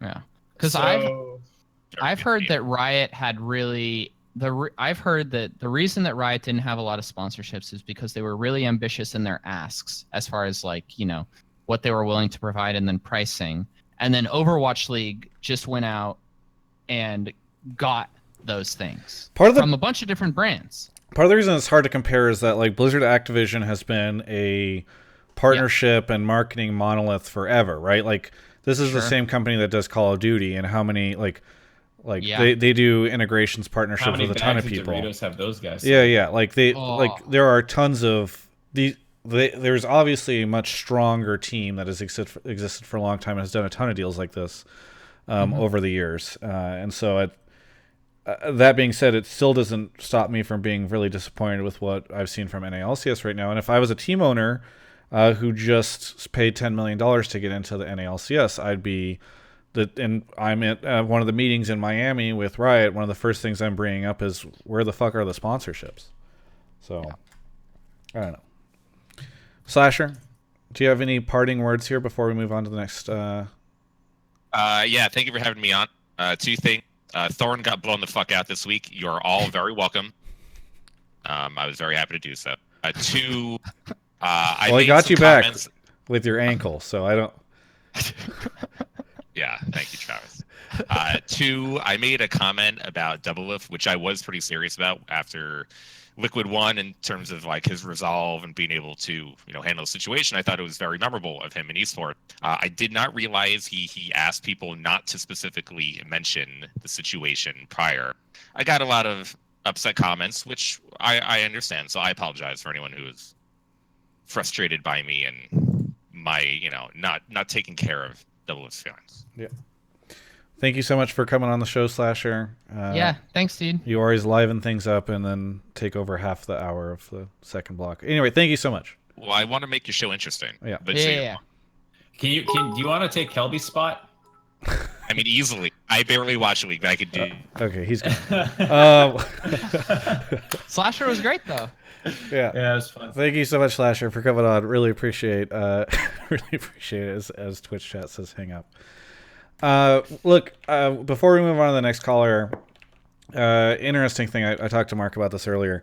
I have a pseudo ad, pseudo not ad to talk about on this show. So they're officially not sponsoring this show. They are sponsoring some other content that I'm doing this week. So they are officially not sponsoring the show. Yeah. They're not a sponsor for this episode. They came out and made a statement that they will not sponsor. On my own. My only reason I say this is because, one, I want people to know I am working with them, and there's some content that's hitting my YouTube channel later on because of this. But because I like these guys and I've known them for a while, I decided to talk about them on the second half of the show, kind of like an ad. So this week, on Friday, there's a cool company called Ateo that is a clothing line that is launching. The founders are 2 people, Rachel and Brienne, and they have basically been in the esports space for about a year now. A little bit of context on them. They basically come from one of the more prestigious fashion schools. One of them was a designer at Aritzia, and they've big knowledge in fashion and a big passion in that area. And basically they sort of stumbled across esports, got really interested in it, spent a year learning about it, and decided to create clothing for gamers, essentially. Kelby will like this. They went to so many events, including the Halo World Championships that took place. They were one of probably like 6 people in the audience of the. Do you remember the Halo World Championships where there's just like the 2 balloons out in front of the ESL studio for the $1 million prize pool? Yeah. So one story. Hopefully they don't mind me telling this story. They didn't tell me to say any of this stuff, by the way. They were, I guess, on the shuttle. Not a sponsor. Shuttle to the Halo World Championships, and they're like, "Oh, look, we're on the shuttle with other fans. Like they're all going to this thing." And they're like, "Oh, so you guys other fans?" And they're like, "No, actually, we're one of the teams competing in the finals." The point is, they've gone all over the place, and they are coming out with. Where did I put it? I just had it a second ago. Oh, here it is. They're coming out with their first product this Friday. I'm gonna go ahead and put their Twitter in the chat. I think it's Ateo_. We'll double check. Yeah, you can check them out there. They have a whole video about sort of who the founders are, and they've got some other people that have been sporting the hoodie already, like hi. But yeah, this is the hoodie. I'll just tease it a little bit, and yeah, we did a video about it and some other things in Miami that'll be coming out soon. Super comfortable, really like it. Just do me a favor, guys. Like, I really like Rachel Brienne, working with them. They actually really care about the esports space. I don't want to call. There are some other clothing companies in the space that I've worked with that I really like. There are some newer clothing companies in the space that are. Let's put it this way: all these investors are coming into esports, and they just look at a whiteboard and they're like, "What areas can we get into? Oh, apparel is one of them. Okay, let's just create something called like Leet Pone and slap it all over some shirts and sell it." It's not what they're trying to do. They're trying to be really smart and figure out like what would help gamers be more comfortable when they're playing all this stuff. So do me a favor. I put their Twitter in I don't follow them. I'll follow them now. Sorry, I just got called out for that. Their Twitter's not been very active until recently. Now I'm happy to follow it. I mean, they after we said officially not a sponsor of the show, they tweeted that out. So yeah, they tweeted, "Oh, officially not a sponsor." So they are watching right now. Yeah. Yikes. Either way, thanks so much to Rachel and Brienne for creating some cool stuff. Check out their hoodie. I think it's going to be really cool. It's very comfortable. I've had it for a bit. And tweet at them, say hi, follow them, do something. Just they're cool. Cool people. Wasn't your goal to double?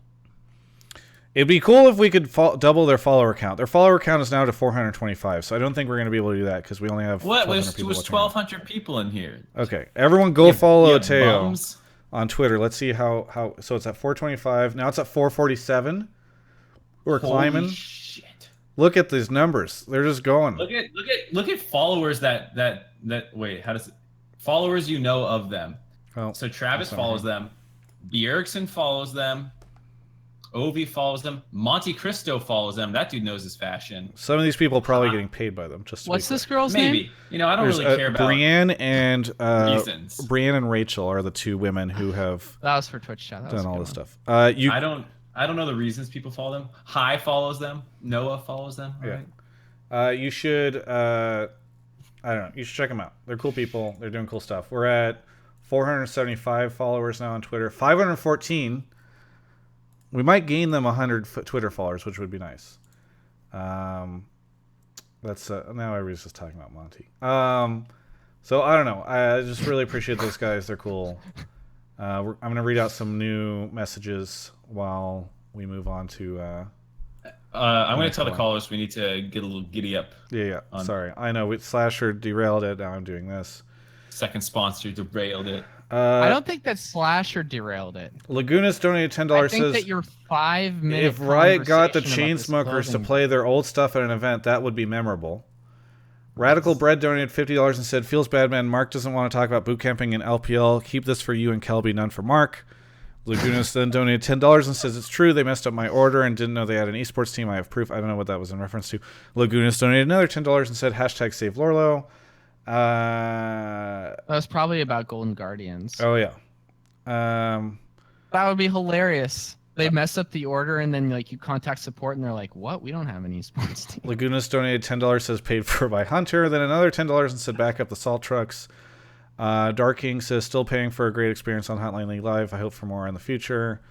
And we have a call. Oh, wait, not yet. We're about Dragonmancers is here. Dragonmancer, where are you calling from? I'm calling from Dallas. Dallas. And what's going on in how's Dallas? I mean, it's all right. It's all right. Okay. High praise for Dallas. What do you want to talk about on the show today, Dragonmancers? I wanted to talk about how Best of Ones have been will probably be one of the best parts for viewership of the scene. Sorry, what's that? I wanted to talk about how Best of Ones can be one of the biggest changes that can help viewership for the scene. Best of Ones. Go ahead. Changing from it? Changing to it. Okay. So the changes that have happened. Okay. So you think Best of Ones have gone really well? Yeah. Okay. So go on. Twitch chat will be upset about Twitch chat will be very split. Yeah, I know. I've watched your content for a while, and I know the casters have been very vocal about how, especially the analyst desk, has improved a lot because with the best of 3 format and having 2 channels, they couldn't review the games as much as they wanted to, or they couldn't watch the games and figure out their segments as much. And I think the analyst desk has improved a lot out of this split in general. And I really like how that has improved my viewership of the scene. So it's interesting. Go ahead. Oh, sorry, Travis. So I think that's actually something like I hadn't really even like I knew it, like that's part of the reason that we put more effort into the analyst desk was that like there's more bandwidth now, but I hadn't really thought about like why that would be such an improvement for viewers either, because to me the conversation around Best of One always feels like it centers around like competitiveness and how it's not that bad and how it gives bad teams a better chance and yada yada yada. But it is true, it's a lot easier to make a cool segment and have fun if I'm not having a producer in my ear like, and then this thing happened and Baron stole a 22 minutes thing, so that is a good point. So do you think, so is it just the analyst desk that's improved the experience, the Best of Ones for you? Well, I think it also adds to the point where you can actually watch all of the games instead of having to like actively choose between which teams you want to watch for the day. And so you can actually view all of the games and not have to go back and watch VODs of all the games instead of Do you can find interact. Do you find yourself watching way more of the best of ones now? Yeah, definitely. I recently started getting into the competitive scene more last year, and then I definitely got more into it this year because I could interact more with like the stream and viewership. Yeah. Yeah. I think that, like, maybe even objectively, statistically, that best of ones are so much better for all the small teams, especially because, and that like the community as a whole has a better understanding of how. Sorry, I'm hearing an echo. Is somebody else hearing an echo? Yeah, it's Travis. He's a mess. Oh, okay. His Avicii's are off. Travis, can you? I don't know. Anyways, like when you, I actually can't do it. I can't do it with the echo. Travis, you need to turn down your speaker volume a little bit. You shouldn't hear echo now. Thank you. Yeah, I think it's better. So when last year, when you have like these teams that are playing to 5K concurrent viewers, obviously nobody's watching that match. So when like the two lower teams are playing each other, now like what's the smallest what's the smallest concurrent viewership you see for like NALCS matches? Like 80, 90, 100? Yeah, you see a little under 100 depending on when in the day it is too, and like what was before it. Sure. So even for the lower teams, like their viewership there is like 10x. So that's way more people that are at least watching and understanding even the lower tier matches. Where like I don't know, it's just like more people are watching these smaller teams. They have more of a chance, where it's just nobody cared. Especially if you were having new franchise teams come in that didn't have install bases for fans. Like it's going to be so tough for them to grow. I managed a team for a couple years when best of ones was the thing, got out when best of threes was the thing, and now like I don't know, it's so much easier to follow with best of one format. It's a lot easier to consume. I'm a big fan of best of ones, but running a team, I definitely was an advocate for and preferred the idea of best of two and best of three for a competitive standpoint. I imagine the viewership of like GGS versus Optic versus TSM TL. I mean, you don't have to imagine it. Like Echo Vox versus FlyQuest on the second stream last year had like 10K viewers or something. It was like awful. So no, there were literally matches I would put in our fucking esports and chill chat all the time. Like these guys are literally at less than 10K for a fucking LCS match. Like I was like, League is dead. This shit is done so. Yeah, I don't. Like, it's a short call, Dragon Mancers, because I think we're all going to agree with you. I don't know if Mark has something else he'd say, but nope. The only thing, I guess the only thing is it doesn't feel like viewership is up a ton, right? Like no, it's not. This has not been we dipped a lot in the past year or so, and this has not been the thing that has corrected it. Right. But I think it's arguable that we might have been in a worse spot had it not. Yeah, well, right. Viewership is because League is not succeeding. Like you're only stopping the bleeding to a certain degree. But yeah, I think if we were in best of three still, the viewership would be significantly worse. Yeah. I think my biggest point is that the best of ones allowed it to consolidate into one stream, and then that has helped the production quality increase throughout the year. Yeah, for sure. Well, Dragon Masters, I feel like we kind of matches. Those theater matches were so lame in the past. Dragon Masters, I feel like we kind of just agree with you. I don't know. I got nothing. You're a smart man, Dragon Mancer. Was it Mancer? It's Mancer. There's multiple. Yes. You're in Discord, Kelby. Look.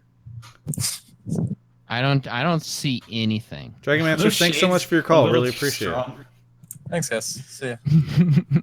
These actually aren't sunglasses. These are just reflective surfaces. I can't see past them. I see. They're super sunglasses. Actually, you got those for looking at the eclipse a couple months ago.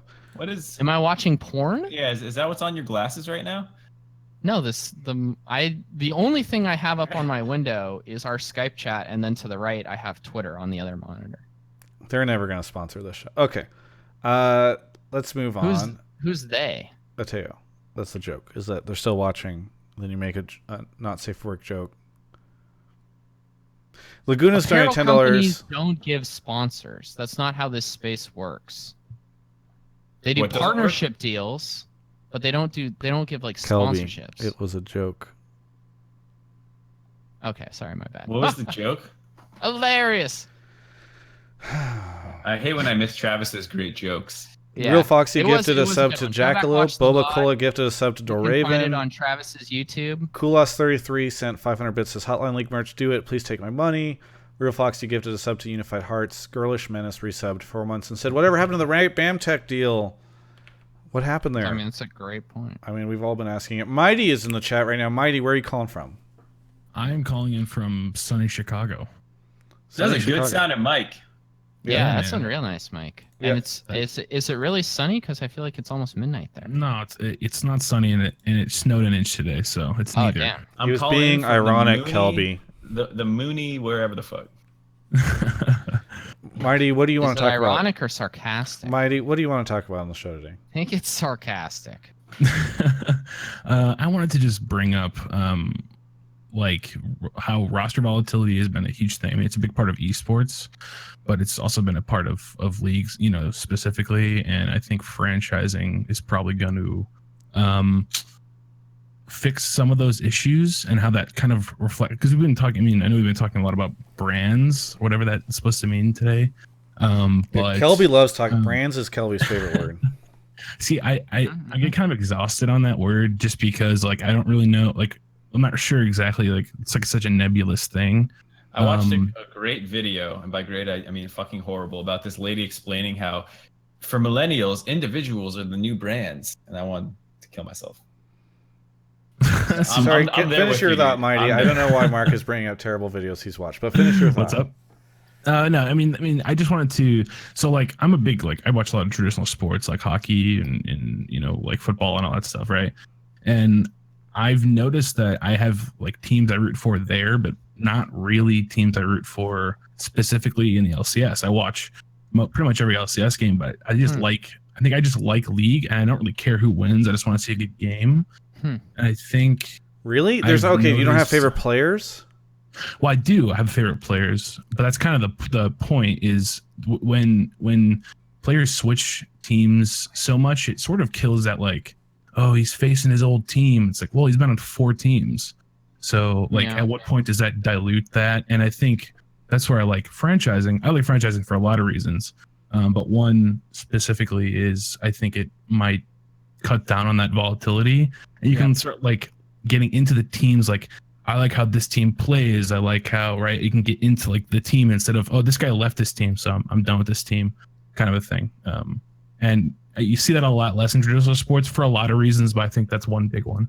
Yeah. Do we think there is any correlation between player popularity and how long they've been with a team? Because a lot of the most popular players in NALCS built their popularity with one team. I mean, there has to be some kind of. I actually think it might be like the consistency is so rare that when a player is on a team for so long, like you know, like people use and in fact, Score Esports had a really cool like sneaky feature. All right. I mean, it was a really good model of like going about how he was consistent, and he's like the one consistent player on C9, right? I think you guys are going about it the wrong way, though. Like, it's you guys are coming at it backwards. Like, the reason why these guys are popular is because they are good and they've got great personalities, which is why a team would want to hold them around for a long time. And that's why you see the correlation is that good players become popular. Good players also don't leave teams. Other teams would also want to steal them away, right? Yeah, but all those guys, like in the old world of esports, there were like 3 or 4 teams that could just monopolize all the popular players because why am I going to stay on Team Marn when I can go compete for TSM? It's certainly not for Marn, by the way, just to answer that question. Yeah. No, I was just wondering, I was just wondering if, like, because a player is with a team for a extended period of time, it enables them to, build that narrative out and have, stickier fans and stuff. I'm sure that helps. You really like the word sticky today. Yeah, I know. I've noticed that. It's a good one. Makes me something uncomfortable. on your mind. Yeah. Look, Stickers? I don't know. Yeah. Yeah. I think it's so franchising. I think it is exciting to me that we saw that Reddit thread that was talking about how players are under much longer contracts now. That being said, long contracts have never, like, if a player wants to leave a team, he generally leaves the team. If a team wants the player gone, like, I don't know if having longer contracts is going to actually have players stick to their teams longer. But I do think that it was super exciting to see all the changes that occurred between last year and this year. Now I think I'm ready to see less roster movement and for players to start to kind of solidify. Like, I think it's really good that Bjergsen has been like a TSM player for this whole time. I think it'd probably be good if Peter lived out the rest of his career on Team Liquid. Like, once you start to create these sort of iconic players that have such a strong identity towards a team like Sneaky and Cloud9, I think that's going to be good long term. And I do think franchising will hopefully allow for that. Aphromoo staying on 100 Thieves would be great. I think somehow, like, 100 Thieves and Aphromoo, like, their brands, I think, work really well together. And I think it'd be good if those guys stick together. Yeah, I mean, that's the thing I think, like, most excited about with franchising is to build that sort of history and have it not be like this nebulous thing. I mean, we were losing teams last, like, in the old system too, right? Yeah. So. Right, exactly. Like, at this point, if Sneaky left C9, like, my own, like, head experiment is like, okay, well, would people go to which team he went to, or would they be like, wow, that sucks that he left C9, but I'm still a C9 fan, right? I think teams are getting there, but I think if we have a lot more consistency with the roster starting with the franchising stuff, we'll get there much quicker, and I think it'll be good for the league. Yeah. I mean, C9 would take a hit. They're not going to lose all their fans for sure, but I mean, we saw this when Doublelift went to TSM. Like, CLG definitely took a little bit of a hit. They didn't bleed all their fans, but obviously it really sucks. Especially, Sneaky is probably the second most popular player in NALCS, or very, very close with Peter for second most popular. So, by the way, it's Twitch chat talking about Sneaky joking as if he'd ever leave for another team. I don't think he'd leave for another team. I think if there's a good chance that Sneaky could retire and just go stream full time. Like, let's say Cloud9 doesn't make Worlds this year. Does he want to keep playing? I don't know. That seems like more likely. I wasn't implying that Sneaky was leaving C9. I was just using that as I know. I was just yeah. Sometimes I just Twitch chat starts barking, and I just like to throw something at them to get them to shut up. Yeah. I think that team brands, though, definitely do benefit tremendously from. I think over time, you're right, with franchising, that player contracts will get longer. That's a really one of those big differences that we see between esports and traditional sports, is that, when you get signed as a first round draft pick in any other major sport, you're signing like your minimum 3-year deals usually for all those guys. A lot of them are significantly longer. And yeah, 3-year deals in esports are like almost crazy talk. So yeah. Yep, I agree. Yeah, I'm looking forward to that roster stability being. I think it'll be a really good thing.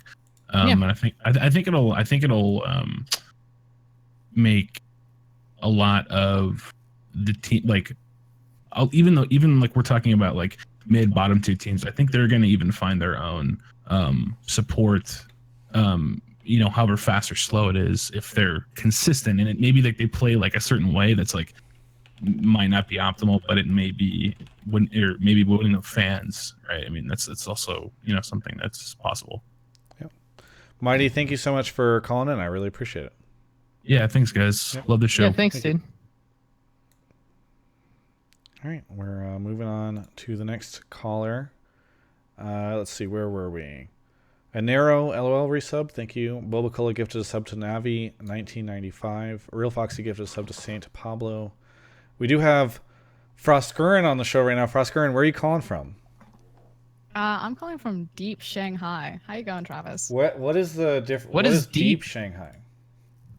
Deep Shanghai. I literally live in the middle of Shanghai, like not on the outskirts. Oh, I okay. didn't know about like a specific center place, of though. Shanghai. Gotcha. I don't know if there was a Manhattan kind of thing. Yeah.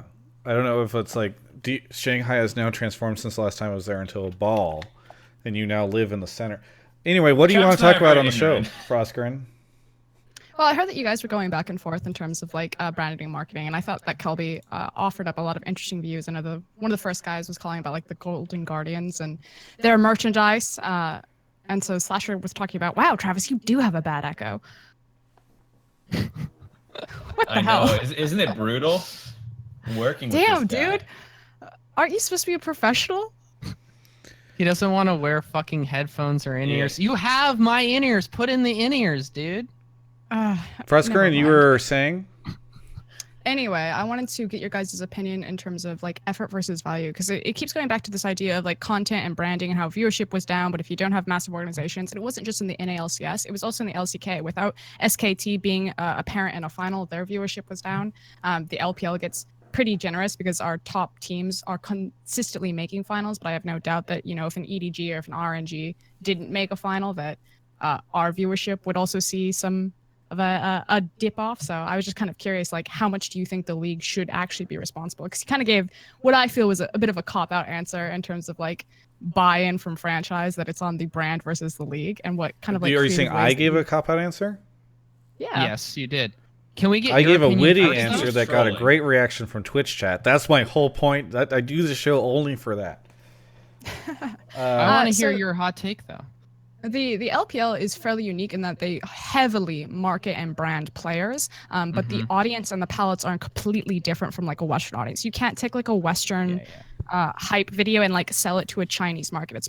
It's much more about humanizing the players and almost like this this boyfriend type of vibe, because a lot of our audience is also female. But majority of like our marketing, our promotion, our video content, you know, when the players take the stage, you hear all the girls swoon, and when they come and do their frontal interviews, you know, the girls all get forward with their cameras. All of the video and the merchandise marketing is all them like taking the camera on a date and like sucking on a lollipop and then like giving the lollipop away. Whereas like the NALCS, those types of more LPL. Oh yeah, you do. There's this great Clear Love shower video. Let me tell you. By the way, that's the first time Kelby has ever in his life said, "I need to watch more LPL." So you're doing a good job already. You're selling me right marketing now. the league. But like in the NALCS, probably one of your guys' biggest brands is Sneaky, but a lot of that brand was built off of his streaming persona that then the league effectively just, you know, took and ran with it. There's never like a, I don't know, Mark, you tell me if there's any like sort of segment. I mean, it's always like player focus first, like let's talk about these players, let's build them up. But do you think there's any other way that we can help like these lower end brands that are just getting shut out because they don't win? Like what can the broadcast actually do? I agree that the league doesn't do much for the players. I do think that there's one man who does a lot of content and focuses on all sorts of players. That's this guy right here. No one would care about Apollo if it wasn't for me. What's up? No. Nobody cares about Apollo anyways. Whoa, shit, dude. Come on. I love Apollo. I'm not saying that he's not a good guy. I just want to, let's pull up how many years has Apollo been in the league? Since the beginning, I think. All right. How many Twitter followers do you think Apollo has, Mark? 97,000. All right. So I don't know what's going on. Kelby's mic. Really? Kelby's mic cut out, so I don't know what's happening there. But anyways. Yeah, let's get back to Frost's topic here. So I think, you know, what you said was interesting about how they like. Once again, I don't watch anything that's not gameplay. Same problem I have with Overwatch League. But like, if they really are like really kind of embedding their content teams with them and like getting a good look at who that person is, I feel like at the times that the Riot NA has done that, it's often been like a written form, or you've seen like Drive. And it's always telling like a very motivational story, and it's usually very touching. But it's also in some ways like not like indicative of who that person is on a day-to-day basis, I guess. Yeah, I will say that it does feel like oftentimes I really like the Riot content. I think it is unparalleled almost. Like only recently I think teams have started hitting the level that the NALCS guys can pull off, but quite frankly that's partially because of budgets, but So do you think this is a palette issue? Because the thing is Mark's saying that they don't have, like, LPL does a lot of kind of throwaway content that's fairly low effort in terms of like variety shows. Like they'll take the players and they'll make them like try to knock over bottles, and it's just like weird, goofy shit. So is this simply that a Western audience doesn't find value if they took like the Cloud9 players and put them in like a pie eating competition? So the biggest issue, like, I think, the biggest issue is it's really hard to get access to these players. I mean, even Riot struggles with it. The amount of times that I've heard good idea, like Yahoo, we always had good ideas on like, oh, we should do a show where like players watch their own games and then they're all eating pizza and just kind of hang out and talking about it. There's no way that show could have ever existed because we couldn't get access to it. And Riot doesn't have much of an easier time doing that either. Like, it's just really hard, I think, to pull off a lot of this content. And I think they get pushback not only from the players who want to scrim, but also probably from the teams who say, I have the ability to produce, to spend 4 hours producing a piece of content around my player. I could let Riot do that, or I could do it myself and sell it as a sponsorship to HyperX or somebody else.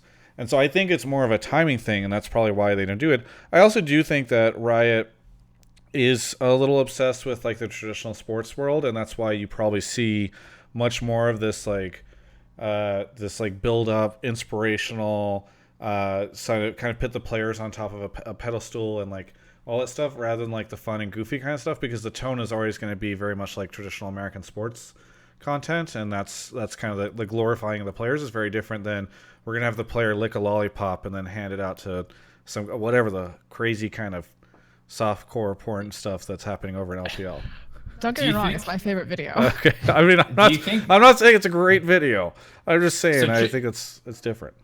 Chicken or the egg? Did LPL grow female fans through their marketing, or did they have a lot of female fans and then market towards them? Ooh, because that's the question. It's really hard to say because I just wasn't in here on the ground floor, but I've been to the NALCS arena, I've been to the LPL arena, I've been to the LCK arena events, and there's predominantly much more female fans at the actual arenas. When you actually break it down in terms of like female percentage fans that are, playing or watching online and everything, it's much closer to, the males vastly outweighing the female fans, but actually in venue and for a lot of these marketing needs in the LPL at least, it's it's pretty close to like 40-60. The most women we've ever had in the NALCS studio was during All Stars when all of them flew from China to support their Chinese You mean when team. it was like an LPL event? Yeah, essentially. Would you say that more females tend to show up to LPL and LCK than NALCS, or is it pretty comparable across them as far as like the percentage of the audience that's female? No, that's what she's saying. Way more. More. In LPL and LCK, or LPL more than LCK, or? I've only been to the LCK studio maybe 3 times, and not their new studio, but like when I did Kespa Cup, and it was still, there was many more females, but especially in the LPL, it is either like a 50-50 spread or it is a 60-40 spread towards females, males. Damn. Well, if we've learned anything recently as well, it's that Sneaky is defining the fact that you don't need to have a female audience to pander to them, because his latest cosplay stuff has been top notch, gotten a lot of engagement. Froth, do you think that a lot of the, I mean, you kind of are asking this question to us, but I'm kind of trying to picture, like, let's say that, I'm not saying that you're saying that all the LPL content is super sexualized, but you said it's kind of like boyfriend content where they're kind of like, it's similar to how I've seen like Asian pop stars kind of targeted towards female fans. Like, do you think that a lot of that content would fly here? Like, imagine like NALCS created a piece of content around Sneaky and that cosplay, and he's like eating pizza seductively. Like, could they even put that on the NALCS broadcast, or is that just too weird for like an American audience? I how to express. you can even see it in the LPL English. Like, we don't run a lot of this content, even though we have access to it. You know, sometimes we'll show some of the variety shows or some of the games, but there's a lot that you're not seeing that is happening on the Chinese broadcast because we're going with the assumption that that's not something that the Western audience is actually interested in. And then the content that we specifically make when we do like our Uzi and our rookie interview pieces, that's very much with a Western palette in mind. But I absolutely think that we need to kind of explore different branding opportunities for these teams and really give them unique identities. Like, Sneaky has such a strong identity. I have no doubt that you could sell him sexualizing pizza, and like the Western fans would find that hilarious. And so I don't know. The Western fans would, but would it create too much of a scandal, right? Like, would it be too weird for? Like, I know the fans would like it separating that, like the burrito thing with Meteos and Sneaky when they were doing like the honorable things. You know what I'm talking about? Yeah, the little ad, Sneaky at their window. I mean, that's probably the closest you guys have come. Yeah, I don't know. I think I understand like why Riot doesn't want to like do a lot of that stuff, because they like, I think like like Travis was saying, that kind of professional, high quality American sports vibe that they have going on right now. But it would be nice if they kind of had a different department that's just like, let's just make shit that the fans would find funny and engaging. I mean, I've always thought that that's what LOLesports.com should be. Like, they spent a bunch of money flying out Sven Skaren's brother to do a long article that, while very well written, I'm sure got very little people watching it. Whereas if you'd spent that money helping Sneaky build a new cosplay like that, I think that video would probably be way more successful. But these are also like the players that don't need the assistance. I'm talking about, you know, like the middle of the pack, the mediocre or the bottom tier teams. Does that work in LPL? Like, are there a lot of fans for the Golden Guardians level LPL teams? When you look like holistically at you know, like the Chinese broadcast viewership, because English broadcast viewership and Chinese broadcast viewership are very different, even in terms of where the spikes are. So like for LPL English viewership, if we have a bottom tier team like Avicii Gaming or a TOP, which are respectively last place, like they went 2-17 this entire split, our viewership would actually bump because they have big brand name players like Marin and EasyHoon. So we have proof, and it's hard to say, again, chicken versus egg, if that viewership spike comes because EasyHoon and Marin already had established brands before coming to bottom tier teams, and if they didn't or tried to build their career on these teams, that you wouldn't get the same viewership bump. But like there's a very strong correlation between like player popularity and viewership, at least for our tiny demographic. How does LPL solve the access issue of getting access to these players? They just force it? Probably.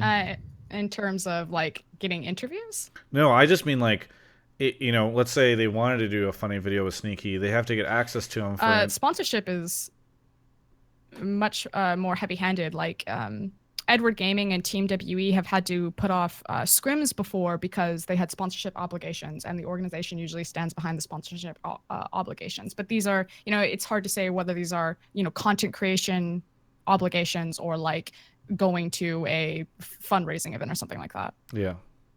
I mean, to those 2 points, like, I mean, after the games, all the players, I'm pretty sure, maybe not all, but like the players get pulled into the features room and they give like interviews about like state of their team currently and this kind of stuff. I mean, hypothetically, you could redirect some of that time into making funny shit really quickly. Like if it is as simple as, I don't even know. Smash or pass.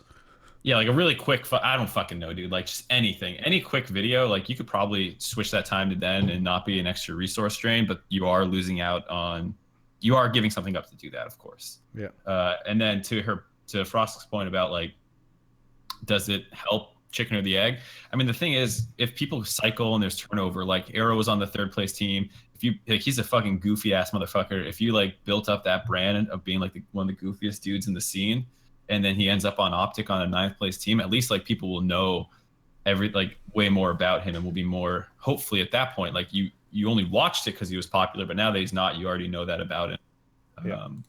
So I think maybe it's like more of a long-term investment where it's not like you create content around an 8th place team, 7th place, 6th place team and hope people watch it. But like when those players do end up cycled through a little bit, you have more knowledge of other players.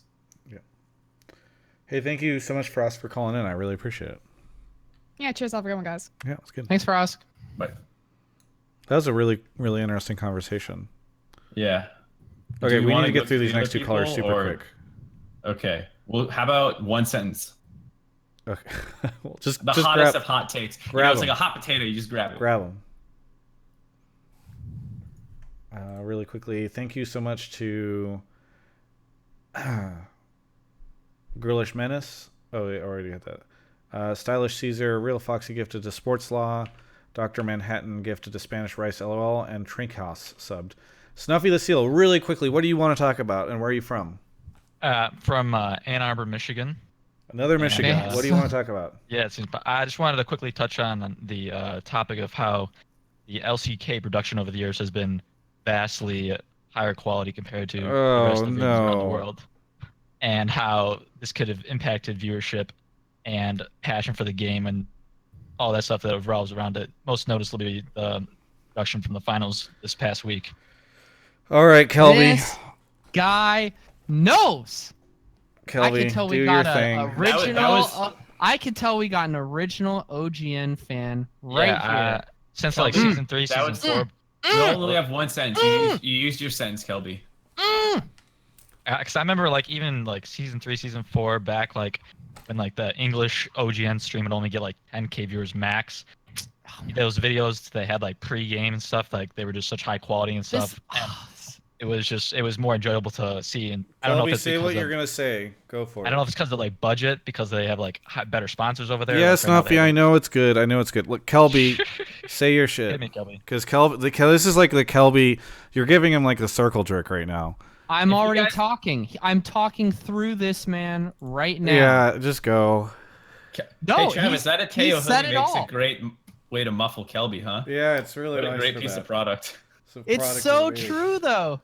Man, the prime, the golden era of League of Legends was like the first 2 years that Monty and Doa were on the OGN broadcast and those finals and the storylines and the production. And I remember talking to writers at the time and they're like, yeah, no, I think we do it better. And I was like, you are the most biased dudes I've ever talked to. It's fucking hilarious. Like it's just it's so much better.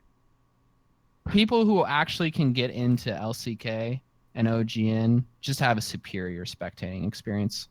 Yeah, I understand how like it's harder because like time zone stuff, so viewership is right. High, but when people actually do have the chance to tune in, it's definitely a lot more because of the quality of gameplay plus production. It just seems overall better than NA and EU. Yeah, I mean it's also kind of harder to build a connection when you don't speak the same language. Those players never stream. Like it's easier to get access and build a connection to people, you know, who you have more access to. Yeah, I feel like it's also important like a big like personality of like Papa Smithy. I feel like it's really good that he's like what did they do? Like last year they made him both on SPO TV and OGN. So that like people were only turning into like OGN viewerships because they only wanted to see him. They didn't care about the other stream. But with the rise of viewership on both those streams now, I feel like he's a pretty big and important part there. Thank you so much for calling in. I'm glad we fit this guy. I only watch gameplay from other regions, so I don't know. Thanks so much for calling in, Snuffy the Seal. No problem. It's viewers like you that make it so we don't have to pay Kelby. All right, last guy. Go for it, Mark. He might be dead. We'll see. Oh.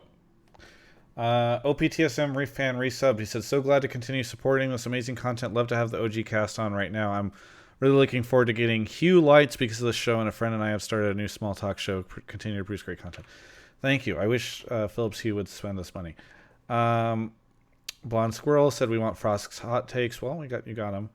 OPTSM fan sent $4. Won't be able to get on, but I understand Best Ones is better for franchising, but I value quality competition and more games to have better analysis of which teams and players are good. Best of threes are better for the fans in the long run. Learn to appreciate it.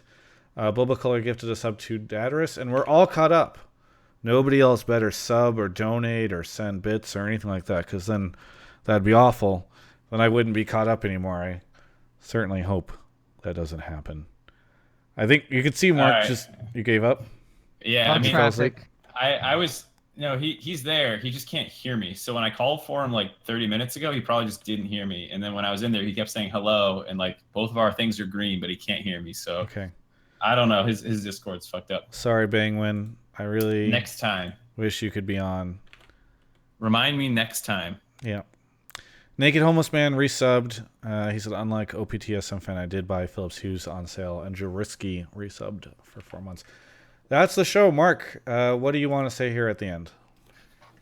I don't know, man. It's the off season. I'm fucking bored. Maybe, I don't know. Can I say that throughout this entire show, I don't know. I guess Brittany was probably watching at the start, but she's just been watching offline TV content this entire time. It's some good content, man. Yeah, she also watched Travis's interview with Bonnie. I'm telling you, man. Offline TV, it's some good content. Yeah. I hope. Why didn't she watch this show? I sincerely hope they do well, and I sincerely hope she normally does, but offline TV pulled her in. She was watching Pokemon and Lily the whole time.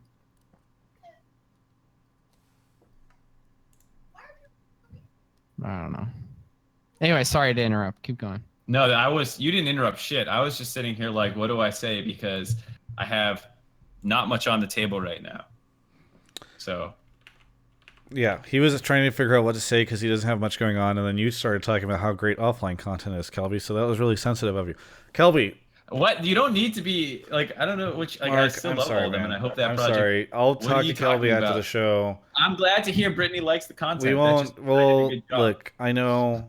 Hey, I hate that content, Mark. All right, I think it's awful. That also means I did a good job. If Travis hates your content, you're probably doing something right. Can't stand that online TV thing. This is engaging content that people who don't know what I'm talking about can enjoy. Mark, Crazy. we're here for you. Kelby, thank you.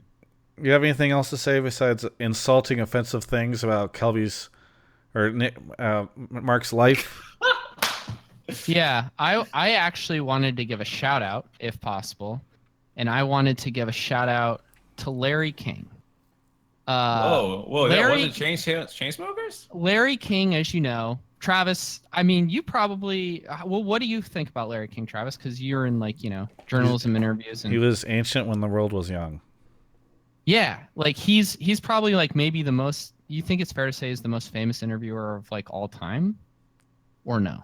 I mean, it's pretty either close, me or right? him. So yeah, but I just wanted to say it's. What he's contributed to the space and the number of famous people that he's interviewed is so great. And I remember he did an online version of his show as well. And about 2 years ago, he had a then up and coming group on. You may have heard of them, called the Chainsmokers. And in a segment during his online show, he asked them questions that were submitted by fans via Twitter. And the very first question that Larry King asked the Chainsmokers on his online broadcast was one submitted by me via Twitter. So I have to give a shout out to Larry King for having the Chainsmokers on and asking my question. Thank you. I thought you were somehow going to wrap that back around to shouting yourself out for asking a great question. I thought for sure you were going there. Are you still blocked by them on Twitter? I don't know why they would unblock me. I mean, aside do from more the to fact promote that them on the show. Fan pressure from Hotline League Twitch chat. They just feel the pressure of all 1,000 people. Besides Omen by HP, our sponsors should be Phillips Hue, the Chainsmokers, and Sarcasm. Those are the 3 biggest things you get on the show. What about irony? What kind of irony? Dramatic irony? Because not very much of that. We release versions of the show on iTunes and Google Play. For those of you that want to check it out, the VOD goes up on YouTube and some clips, some highlights, some good moments. And if you are watching the VOD and you want to watch it live, it airs generally Monday night, 8 p.m. Pacific time on twitch.tv/SOTLTravis, which eventually I should get changed to twitch.tv/Travis Gafford. But I've been lazy. I'm going to Seattle tomorrow. Thanks everyone for watching my content. Check out Ateo _ on Twitter. You got your leftovers from barbecue still? Yeah. Actually, Peter might have eaten them. He said he was going to come by and he asked if I'd eaten yet. And I said I did, but there's some leftovers in the fridge. And he asked me if he could go through my trash afterwards as well. So that might have happened. I don't know. Double the spirit animal is a raccoon. that's about right. I think that's true. Thanks so much to Mark and Kelby. Thanks so much for everyone watching. This has been Hotline League, episode 22.